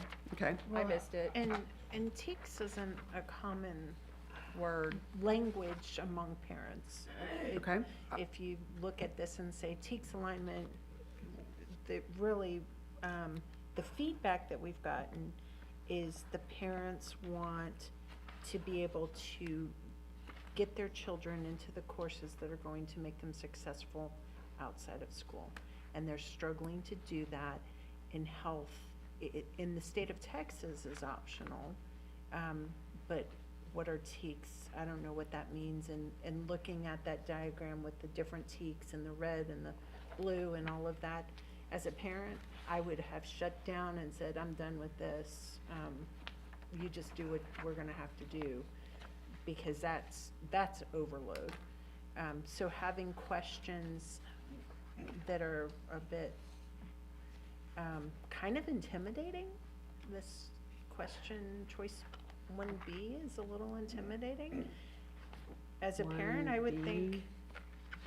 The optional one? Yeah, if I read that, I would say that doesn't make sense. How could I make it optional if that's the case? If they're telling me that my kid's gonna have to do something other than. Well, and perhaps it's the wording of the question, but I think parents need to know that there are certain things that are required, and right now they're being taught in health. And so if health is optional, your child is still going to have to be given these other things. And I think it's more than just AED and CPR and help me, whoever's the CNI person, but isn't there some cyberbullying something, or I think there's some other requirements, and it's not just CPR and AED. There's requirements on trafficking Okay. and some other pieces of that. Mr. Chairman, correct me though, the counselors also go out and give many of these presentations as well, from what I've seen as a parent. So there are ways to cover it quite easily. We could put that in the email intro, but we need to get to the why. These questions don't get to the why a parent is doing this, because they may not know or understand. I think it's important that we do it, because this question that we're looking at, we're talking about one, is in this group of questions. That was one of the questions that was asked by one of the trustees, so it's still in here, but it flows in a logical order of yes, no, understanding it, and then understanding what's in there. And this is 11 questions plus a fill-in, and actually take out the demographic question for the parent guardian. You're down to 10 questions. That's not a long survey, with half of them being yes, no, or a 3-menu option, plus the last thing they can fill in comment-wise. So we need to make sure it's a good survey that provides valuable input for us as a board to reflect on, but also the SHAC ad hoc committee. Because it's to say, yes, it should be mandatory, no, it should be optional. Why? Because it's tough. We're giving them some options, and of course they can add comments at the end, but we need to do this, because I don't think many of them truly understand, which is part of the reason I wrote the draft little email that would be the top thing for Dear Parents and Guardians on page 1 that I handed out to y'all, so that they understand it. We could talk about there are certain requirements, such as AED and CPR, that would have to be covered elsewhere if this is made optional, but so they understand what this is about, because the little thing we got doesn't even explain. It just says the board's looking at this regard to high school health, and it, to me as a parent, would be like, okay, so give me a little bit more, which is why I try to look at it from the parent perspective, is what the 5 W's, what is it, why are we doing it, where are we going with this, and go with that. So I'm open for conversations, but we do need to keep these questions, and I don't think our questions are too long, and quite frankly, that is what the board agreed to, is that we would all submit them. We've checked there, like I said, there's one redundancy which is covered. So, and that's. So, okay. I think this, I appreciate what they did, but I think this is too simplistic and doesn't provide enough fidelity for us to, in the ad hoc community, understand the why behind some of this. And also, as a parent's thinking through, yeah, what is my kid going to do for 4 years? Some will know, some will have no idea on what electives they're going to take or not. But I think it's important that they really think about it. To me, this is not a good survey, personal opinion. Another thing I noticed too on our main concern, and one of the reasons why I brought this to the board is scheduling conflict. And somehow this ended up as question 3. That actually should be forefront, because that is the main problem. So, but somehow it got to the back of the survey. And I just was wondering how that happened or why. Was there a reason? Which one? It's scheduling electives and other courses. Does your student's current health course requirement, 0.5 credits, create scheduling difficulty whereby taking the health course requires foregoing an exclusive or elective course that they Okay. would prefer to take? And that Um, ended up as question 3. Where was that in the first survey? That one, I'm not sure. This all popped out together when I did when I printed everything up today. This all popped out together, so I don't know if it was connected with this, but it was question 3. Okay, so I think that had to do with,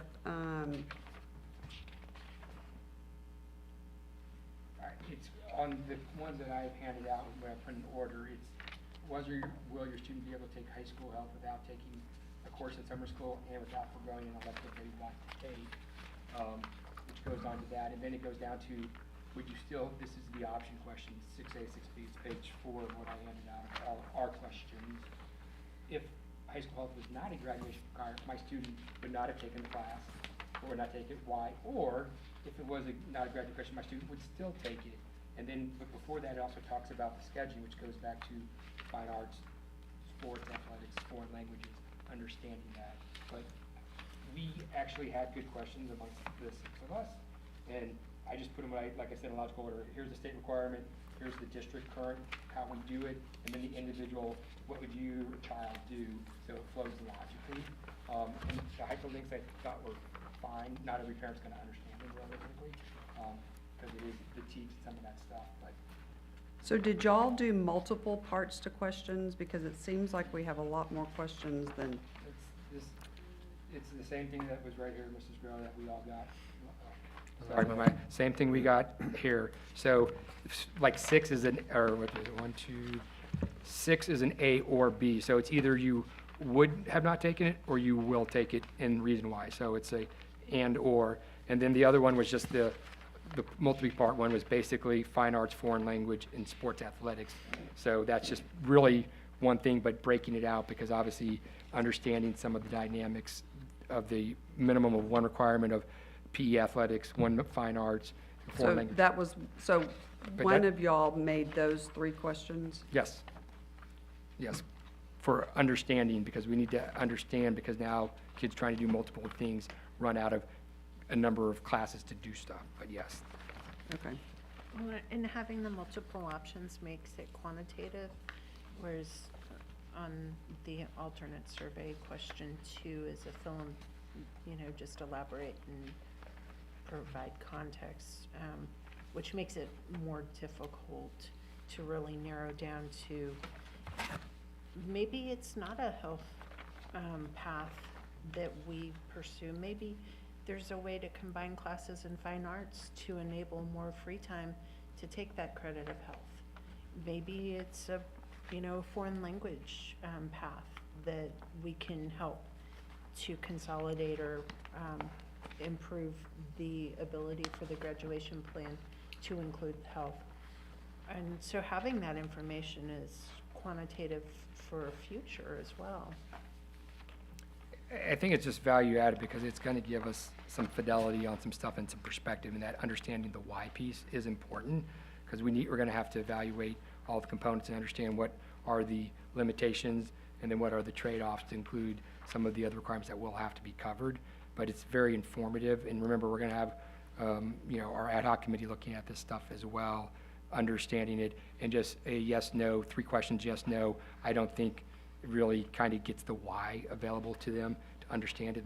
What we submitted, the 6 of us, I think really helps provide some, not only quantitative, but very clear, and several of them are yes, no, so they understand, and then the links I believe we're a good at, as we discussed previously. But I think the ones that I handed out, which are our questions, I think are fine, and I think in. So what, and I apologize, it frustrates me to get something at the dais and not have had an opportunity to look at it. I understand. Ahead of time. So that's what I'm trying to understand. Are these questions what was on the initial survey? No, these are the questions that we got, the paper copy that we all submitted. Okay. These are our questions, which is what we said, our questions. So I took them, just put them in a logical order to make, like I said, there was one overlap, but. It was these questions. Yes, it was the questions that we were handed a paper copy of what we all submitted. So this is what that is. These are our questions, which is what we had made the board vote on, is the Board of Trustee questions doing this. And I kind of preferred the one that came from our research and planning department, because I really tend to agree that when people are faced with what is this, 5 or 6 pages, something, multiple questions, multiple parts, that, yeah, I think they're gonna check out. I think we're so over-surveyed everywhere you go these days, whether it's the grocery store or the doctor's office or buying a car or whatever, you get a link to a survey as soon as you leave their door, it seems like.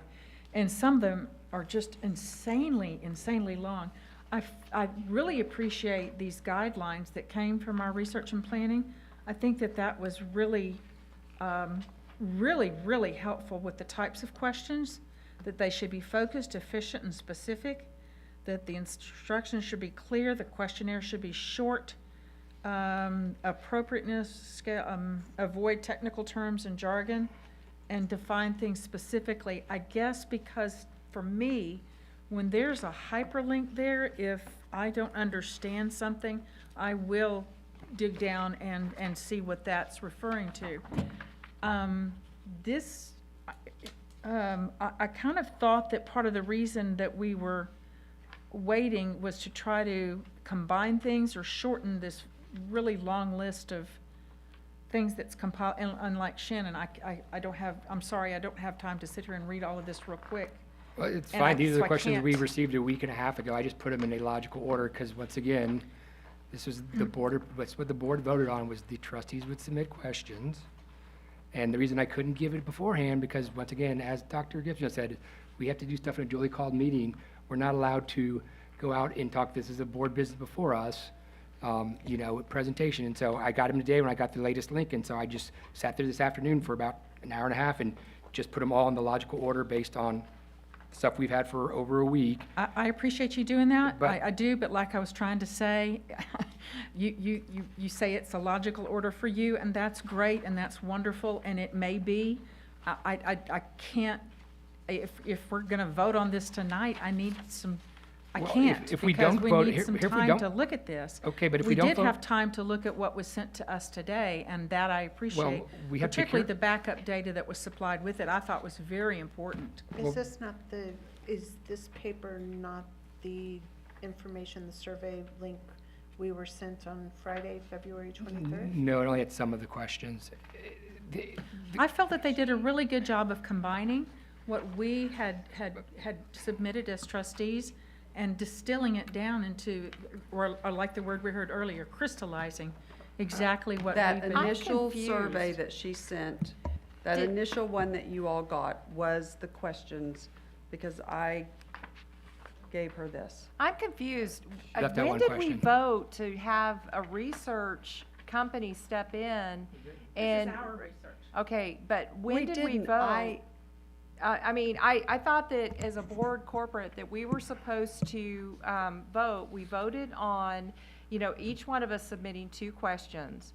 And then somehow this has turned into, our questions have been negated, and we turned it over, and nobody, voted on that. Nobody said, okay, now we're gonna vote on giving it to our own research, which, I think that should have been made clear that this is what we were going to do. And, oh, by the way, they may go ahead and just erase everything that you guys have given. So really, you shouldn't take the time to go ahead and submit these questions. So I'm really confused when this determination was made, because I don't remember that. They did not erase the questions. Well, I went to essentially, there's them only because- three, there's only three left, so But what Madam happened? President, that was an individual trustee taking an action, not the board did not agree to that. The board agreed to all the trustees doing this, survey going out the first week of March, and 8th through 11th grade is what we agreed to and what we have on the floor. And in changing it now, it just seems, it's concerning to me. Our questions are good, they're valid.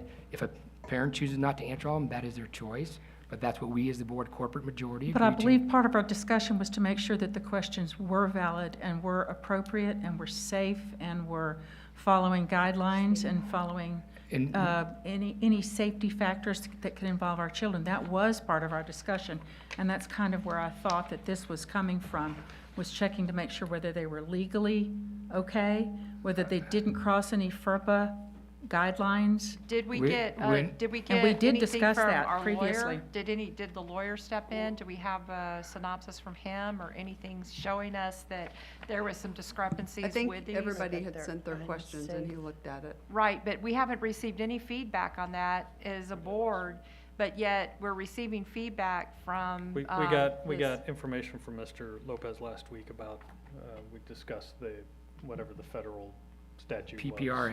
Yeah, Right. PPRA. And FA legal. But was That- there? that was That's the why only- we're not that was the only doing issue students. he had, he didn't have an issue with Right. any of the questions. Our questions are fine. And We're Personally, going to miss our personally, Ms. deadline. Grona, I appreciate you going to planning and research and trying to get us some help on this. So I think this it is was gonna very well have to done. go So into thank you. Qualtrics in order for the survey to go out. We can't send out this little I document, as I understand that. understand. If the board So- authorizes me, I'll go sit with the director of planning and walk through this with him. I'll help him out. I've got the electronic Word document on my iPad. I'll gladly send it right now if we need to, but the simple fact is, we have to do this as a board corporate, and with that, if I did that and went on my own, I would probably be on an agenda item, because we have to follow our board operating procedures. So I have I went through, these were the questions that we got last week.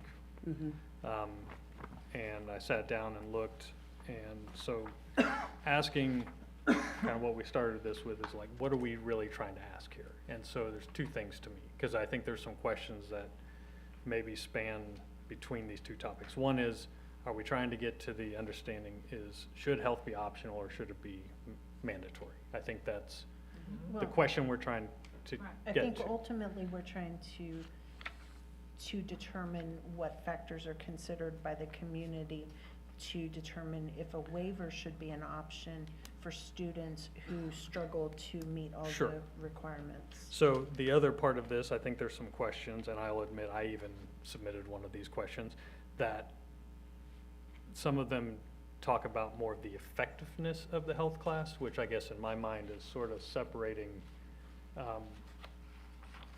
whether you can fit it in a schedule versus whether it's an actual class that people are learning things in. And so what I went through and looked, and I think there were maybe more than just a couple of questions that were overlapped.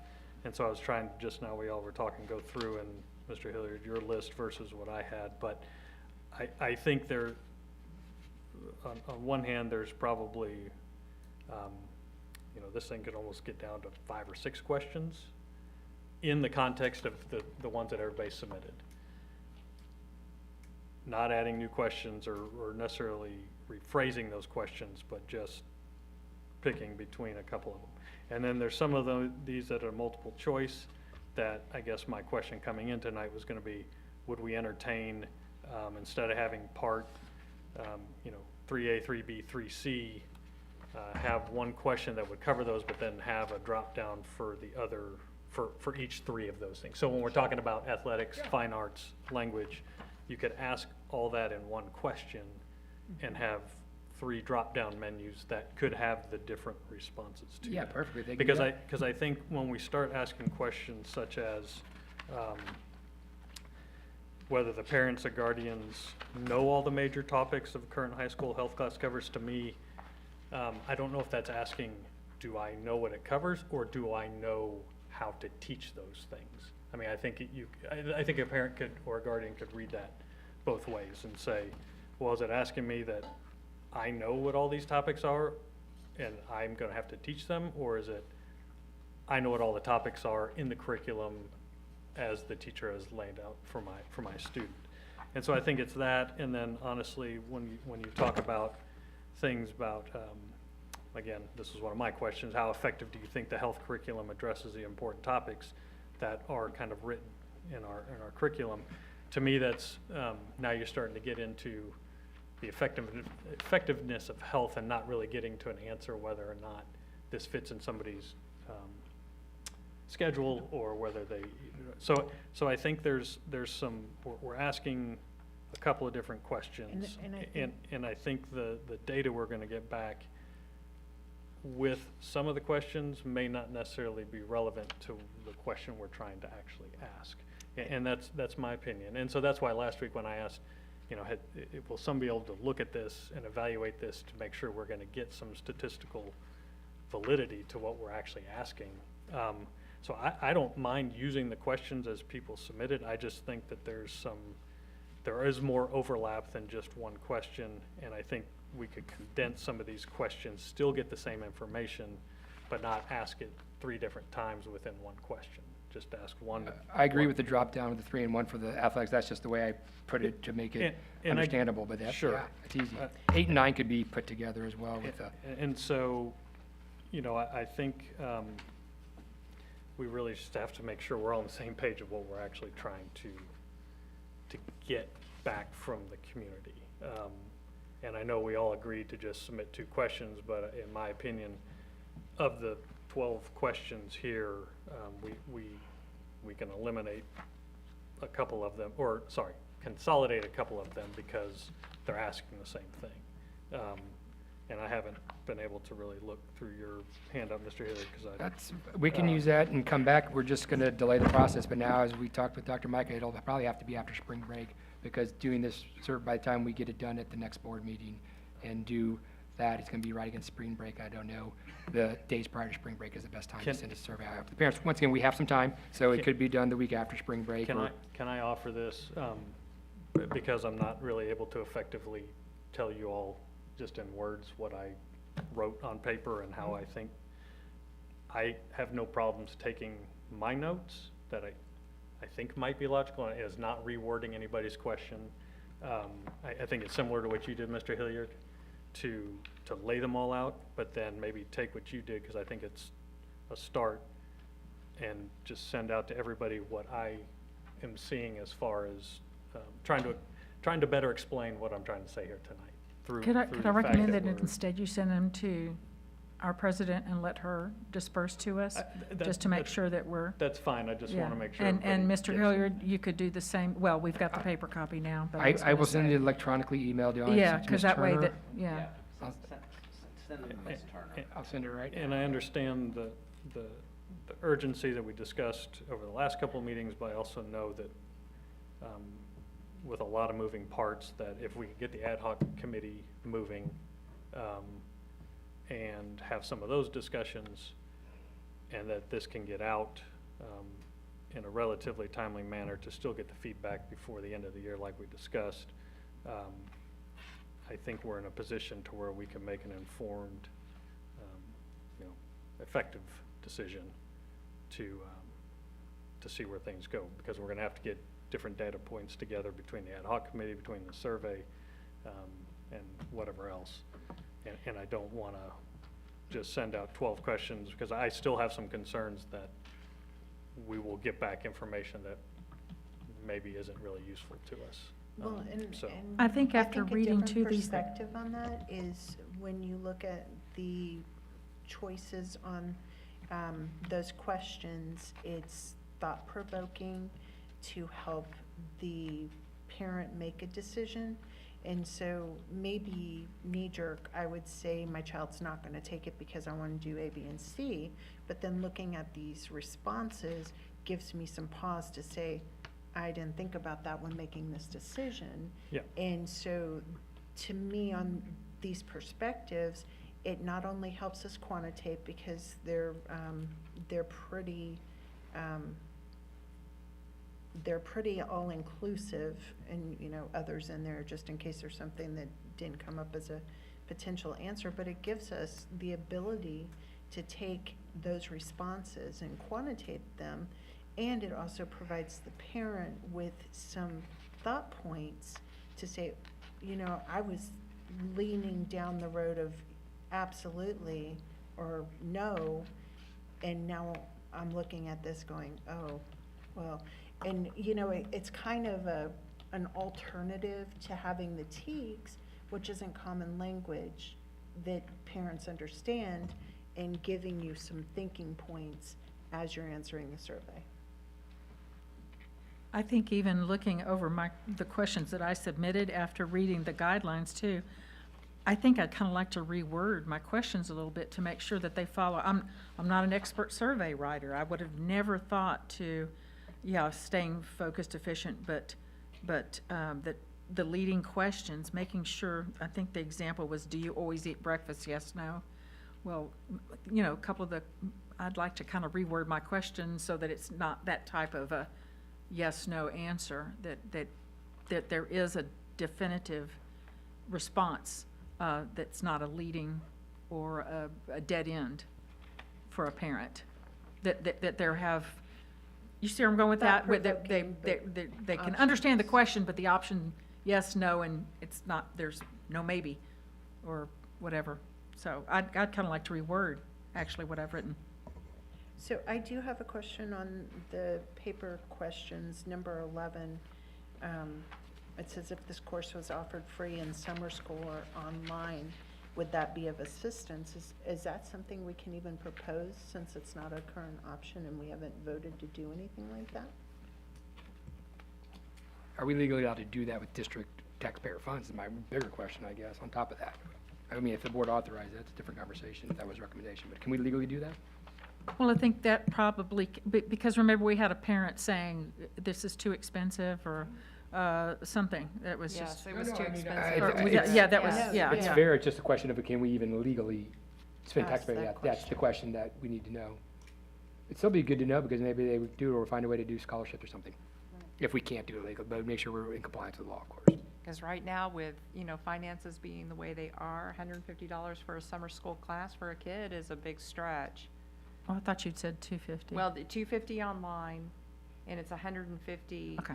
through I believe our schools. That was the numbers I was given. Okay. So either one is a big stretch for some people.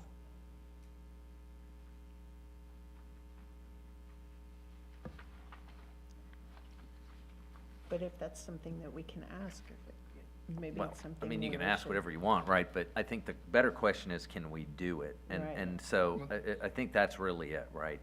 Could we offer it online? Of course. I think it But- is offered online. But can we offer it free? I don't think it's free right now, correct, Mr. Jarrett? I mean, we don't offer free online classes, correct? See, so that, I think, would be the piece of, we would have to look at the fiscal note to what that would look like. Because then we'd have to come back, I mean, for us to just say, hey, we're just gonna do this for free, I think I'd need to come to you all and say, is this what you want to And do? we create a slippery slope because other people, other subjects, you get Yeah, I into a mean- longer story about summer school, but. I mean, that's but fair. that's what I'm saying, like, Yeah. I think we'd have to come back to you and say, all right, well, if, this would be the price tag per class, and is this what you want us to do? And then we'd have to allocate the money to it. So are you saying that we should eliminate question number 11? I think that may be necessary. Well, I guess we need to get a good confirmation from Dr. Micah, because obviously no reason to ask a question that's not reasonable unless we think we want to have it as a data point for consideration if it was overwhelming, but I don't know. whether- We also don't want to mislead. You don't want to make a Community. promise you That's can't my commit to, which concern. is my concern. We're I think, asking. oh, you said we could do this. Yes, that changes. So I would say, if in doubt, or it's not legal, just to eliminate it.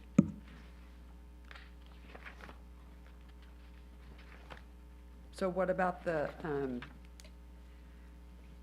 demographic questions? Parents, please select the current grade of the student, your child, drop-down choices. If that is data. That one can go away but that goes back as long as we have that clarity on the student ID if they have multiple kids. If we don't need that, if we know that it's going to go to the parent of the ninth grader versus, that's the only reason that was in there was because of parents with multiple kids, so we knew who they were thinking about. Because I do know multiple people that have multiple kids within that age range. Right, so if Yeah. they had, so you'd have to make a determination, so I have this answer, either say we're going to send it to the high school age child in the house, or you send that email twice to that family, one for each child. And And we specify can, in the well, survey. it would do it. You're a parent of sixth grade, you know, da-da-da-da. Okay. Do. That's the part tied to student ID then. Correct, yes, yes, sir. Could we make the demographic a multiple choice, so 8th and 10th?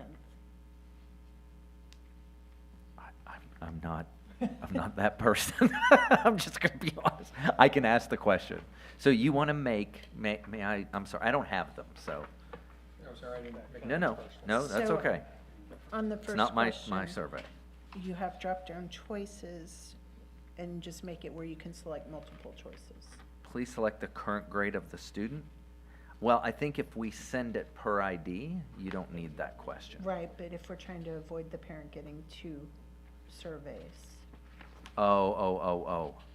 Yeah, I mean, you could get a survey and say, please select the current grade of one of your child, I mean, you could Of your do that. students. Sure. Right. And then you'd have to put in, I think, to say, if you have multiple children in this, pick one.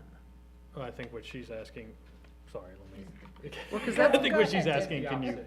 can you Pick 2. pick Oh. more than one within the same question? But it That's- had already, that's the question. somebody had already put that. If you have multiple children, think of one I and think the complete answer to survey. that, Ms. Langer, I'm sorry, I misunderstood your question. I think the answer is yes. I think we can make it select all that apply. Yeah, because the goal was to keep it to 1 if they had multiple kids, so that they were thinking about a child, whether it was 7th, 8th, whatever. But if we can do multiples, that would just make that easier, because then we know they're responding for, 8th and 10th, or whatever. I'm Right. fairly confident that we can say, Check all of it. check all that apply. So 6th through 12th, you would list, and they would just click whichever. And maybe I'm underthinking it, but that last question that's open-ended maybe helps capture, if they're going through the whole survey, they have, let's say, they have 2 students, they go through the whole surveys and subconsciously are only thinking of one. They get to the end, they realize, oh, wait, there's, this other child of mine had another comment about it, and I can just fill that in here. Yeah, and that's So- who that- And that's not gonna be foolproof, but it But it gives them the opportunity might to. and capture expand. Yeah, some. I think it's reasonable. All right, so is the plan to, I'll send this to Mrs. Turner. Mr. Bauer, you're going to try and translate your thoughts into I will paper send them- translation? I'll send them tomorrow. That's fine. And honestly, it was the questions that we got last week on paper, Yeah. which have generally been transcribed to what you sent today. Yeah. And so I'll just kind of use this as my template, because all the comments I had were from these questions specifically. Yeah. Yeah. And so we'll look at that. I'll send them tomorrow, and then Ms. Groner, I'll send them to you. Here we go. You can send them to Peggy. Just send them to Peggy. Mhm. I just sent it to Mrs. Turner so So- she can forward it back out. So you are keeping the demographic questions in there? Is that what I'm understanding? Because you want to know, you want them to select all of their students, Right. even though that data is available to us?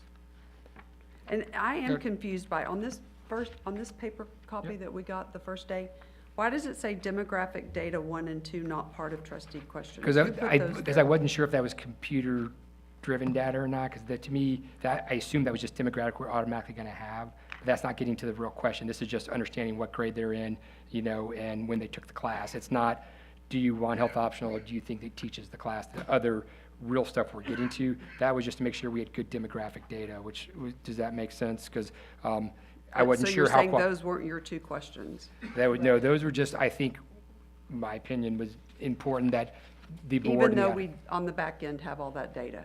Well, that's what I wasn't sure. That's the reason I didn't know. That was, want to make sure that we did have that, because I didn't know exactly what data would or wouldn't come with the surveys because of FERPA data and how much stuff is matched or not. I didn't know, so I want to make sure we didn't lose that in translation, the obvious stuff of, hey, how old is your kid?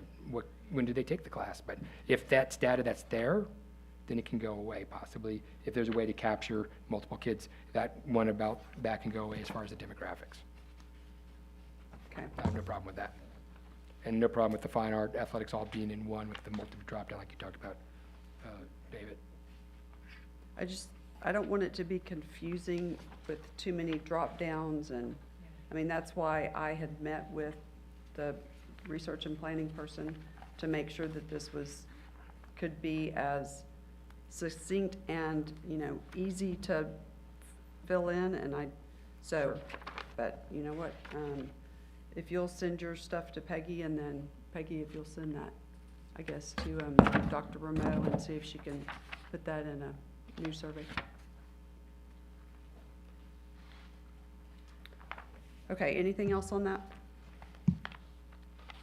Do y'all want it to have information at the top that talks about what the links, what the requirements are and what the health class looks like at a glance? Do you want there to be information about what the health course is so that they can make an informed decision?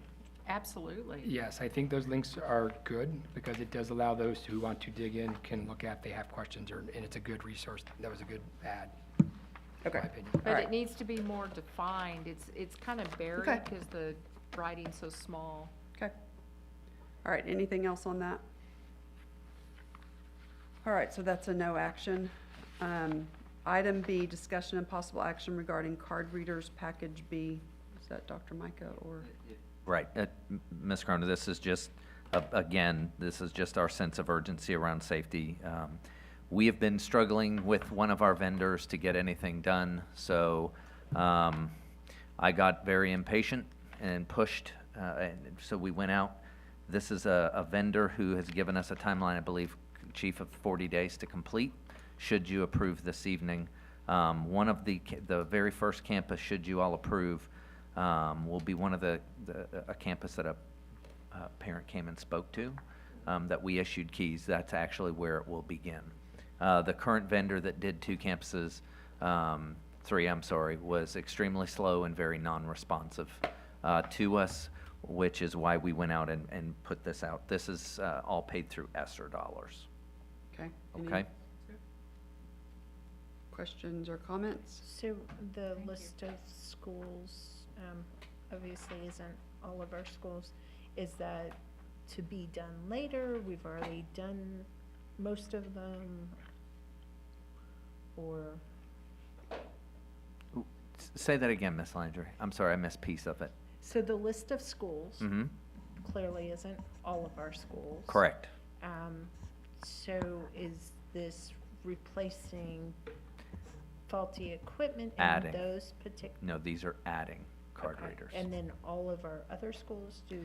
So again, these were priority campuses, so a lot of these are multiple building issues where people can't get in and out, so egress and it is a little bit hampered. So these were through an analysis of looking through, is this as many as we need? No. Okay. Do we need to continue to assess? Yes. These are priority campuses right now that we're dealing with. Okay. Does that make sense? So the other schools will They- likely come up and. They might, depending, we'll just, until, again, everything is, it's just like the cameras. We're gonna look at priorities and then we're gonna work our way up until, some campuses, need a little bit more than others, some need fewer than others. Some have more than others, but some have a lot of exterior, like multi-buildings. And so we just kind of keep adding them as we can. So I'm not guaranteeing you that there'll be more, but I'm not saying there won't be either. It'll just, it literally, all of this stuff, as you guys well know, prices keep fluctuating and they hit something and all of a sudden you have something else, right? So we'll just see how it goes. I can tell you we're bringing more cameras. And then we'll see, we have a little bit of extra money here to look at card readers, but these are the real campuses that need them. Any other questions? Okay, Thank do I have you. a motion to approve the quotes from the vendor Convergence for this project? So moved. Thank you, Mr. Byer. Do I have a second? Second. Thank you, Ms. Villarreal. All those in favor say aye. Aye. Opposed? The motion carries. Item 4, adjournment, and the time is 8:04.